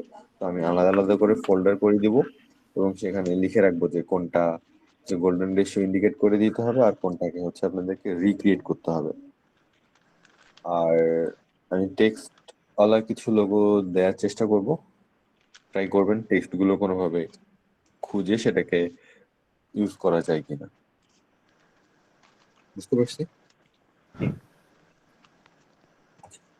তো ঠিক আছে, আমরা ক্লাসটা এখানেই শেষ আচ্ছা করছি। ভাইয়া, হ্যালো হ্যালো, জি বলেন, শুনতেছি। আমি বলতেছিলাম ওই যে আমার আসলে যে প্রবলেমটার ব্যাপারে, যে আমি যে এই ইলাস্ট্রেটরটা আগে ইলাস্ট্রেটর এবং ফটোশপ ইউজ করতেছি, ফটোশপটা আমি যখন ইউজ করছি তখন কিন্তু আমার এই যে উইন্ডোজ ডিফেন্ডার এটা অফ করানো লাগে না এবং অ্যাক্টিভেটও করতে হয় না, প্রি অ্যাক্টিভেট ছিল। এখন আমি যেটা ইলাস্ট্রেটর যেটা ডাউনলোড করছি এইটাই হইতেছে অ্যাক্টিভেট তাহলে প্রি করার জন্য অ্যাক্টিভেট উইন্ডোজ ডিফেন্ডার অফ করতে বলতেছে। তাহলে প্রি অ্যাক্টিভেট কোনো ইলাস্ট্রেটর খুঁজে নেন, খুঁজে নিয়ে সেটাকে ডাউনলোড করে নিতে পারেন। মানে দুইটার জন্য সেভ, দুইটার মধ্যে সেভ কোনটা বেশি, মানে প্রি অ্যাক্টিভেট গুলো নাকি এই যে উইন্ডোজ ডিফেন্ডার অফ করে করতে হয় অ্যাক্টিভেট এইটা? উইন্ডোজ ডিফেন্ডার অফ করতে হবে, তার মানে অবশ্যই এখানে ভাইরাসের মাধ্যমে আপনার সফটওয়্যারটাকে অ্যাক্টিভ করা হবে। এখন এক্ষেত্রে অনেক ক্ষেত্রে কিন্তু র্যানসমওয়্যার ঢুকে যেতে পারে। আমাদের এরকম হয়েছিল একটা সময়। তো একটা ফাইল ডাউনলোড করতে গিয়ে সেটাকে আনজিপ করলাম, খেয়ে ফেলতেছিল, তখন হচ্ছে সেটাকে ডিফেন্ডার অফ করে দিয়ে আনজিপ করছি। কিছুক্ষণ পর সব ফাইল একেবারে ক্র্যাক করে দিচ্ছে। তার মানে তো অবশ্যই প্রি অ্যাক্টিভেট যেগুলো ওগুলা সেফ, তাই তো? প্রি অ্যাক্টিভেট গুলো অনেকটাই সেফ, যদি না তুলনামূলক হচ্ছে সেভ বেশি। হ্যাঁ, তুলনামূলক সেফ বেশি। আর জি ভাই, থ্যাংক ইউ। আর যেগুলো হচ্ছে নিয়ে অ্যাক্টিভ করতে হয় বলতে ওই যে ডিফেন্ডার অফ করে দিয়ে কিছু ফাইল এদিক সেদিক করে দিতে হয় কিংবা কোন একটা সফটওয়্যার দিয়ে অ্যাক্টিভ করতে হয়, সেগুলো একটু রিস্কি। কিন্তু সবগুলোতেই যে রিস্ক আছে এরকমটা না। ভাই কি উইন্ডোজ ও পেড ইউজ করেন? না উইন্ডোজ পেড ইউজ করি না। উইন্ডোজ পেড করার জন্য একটা অ্যাক্টিভেটর ইউজ করি। অ্যাক্টিভেশন কি? অ্যাক্টিভেটর একটা ইউজ করি, মানে একটা সফটওয়্যার আছে সেটা দিয়ে অ্যাক্টিভেট করতে হয়। এটা ট্রাস্টেড ছিল এবং অনেকজন ব্যবহার করছে, সেজন্য আমি ব্যবহার করি। মানে যেটা দেখবেন আগে পজিটিভ রিভিউ আছে কিনা কিংবা অনেকে ব্যবহার করে কোনো নেগেটিভ রিভিউ আছে কিনা, সেই জিনিসটা আমরা ব্যবহার করবো, তাছাড়া ব্যবহার করবো না। আর যেটা বলতেছিলাম, যার হচ্ছে ইলাস্ট্রেটরের সমস্যা, কি জানি ভাই আপনার নামটা? আমার নাম হচ্ছে এমডি মোতালেব হোসেন সকাল। মোতালেব হোসেন ভাইয়া, আমরা যখন ইউটিউব থেকে কোনো একজন ইউটিউবারের ভিডিও দেখে কোনো একটা সফটওয়্যার ডাউনলোড দিব কিংবা সে কোনো একটা সফটওয়্যার রিভিউ করতেছে কিংবা কোনো একটা সফটওয়্যার ডাউনলোড লিঙ্ক দিচ্ছে, তখন চেষ্টা করবেন হচ্ছে তার লাইক রেশিওটা দেখার এবং কমেন্টে গিয়ে একটু ঘুরে আসার। কমেন্টে গিয়ে ঘুরে আসলে কি হয়, যদি সফটওয়্যারটায় কোনো প্রবলেম না থাকে তাহলে কিন্তু সেখানে ভালো ফিডব্যাক দেয়। যদি সফটওয়্যারটা আসলেই কোনো ভাইরাস যুক্ত ফাইল থাকতো কিংবা আসলে যদি খারাপ কিছু থাকতো সফটওয়্যারটায়, সেক্ষেত্রে কিন্তু কমেন্টে বুঝতেই পারতেছেন কি থাকতো। তো এই জন্য হচ্ছে একটু দেখে শুনে যদি আমরা ফাইল ডাউনলোড করি এবং ব্যবহার করি, সেক্ষেত্রে আমাদের পিসিতে কোনো অ্যান্টিভাইরাসেরও দরকার হয় না। আমি কিন্তু কোনো অ্যান্টিভাইরাস চালাই না। হ্যাঁ, উইন্ডোজ ডিফেন্ডার হচ্ছে সবচাইতে শক্তিশালী একটা অ্যান্টিভাইরাস। এটাই এনাফ আমার কাছে মনে হয়। জাস্ট একটু আমিও যদি ইউজ আমরা করি না। সতর্কতার সাথে যদি একটু ব্যবহার করি, সেক্ষেত্রে আমাদের এই প্রবলেম গুলো ফেস করতে হবে না। আর আমি আরেকটা কাজ করি, আমার স্ক্রিন তো দেখা যাচ্ছে তাই না? জি। গুগল ড্রাইভ নামে একটা সফটওয়্যার আমরা ডাউনলোড দিয়ে নিব, ঠিক আছে? তো এটা ডাউনলোড দিলে কি হয়,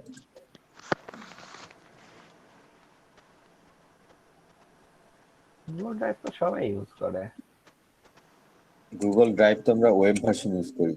হ্যাঁ, পিসিতে কি আমরা আলাদা করে সফটওয়্যার ইউজ করি? করি না। না অ্যাপস হিসেবে ইউজ করি না।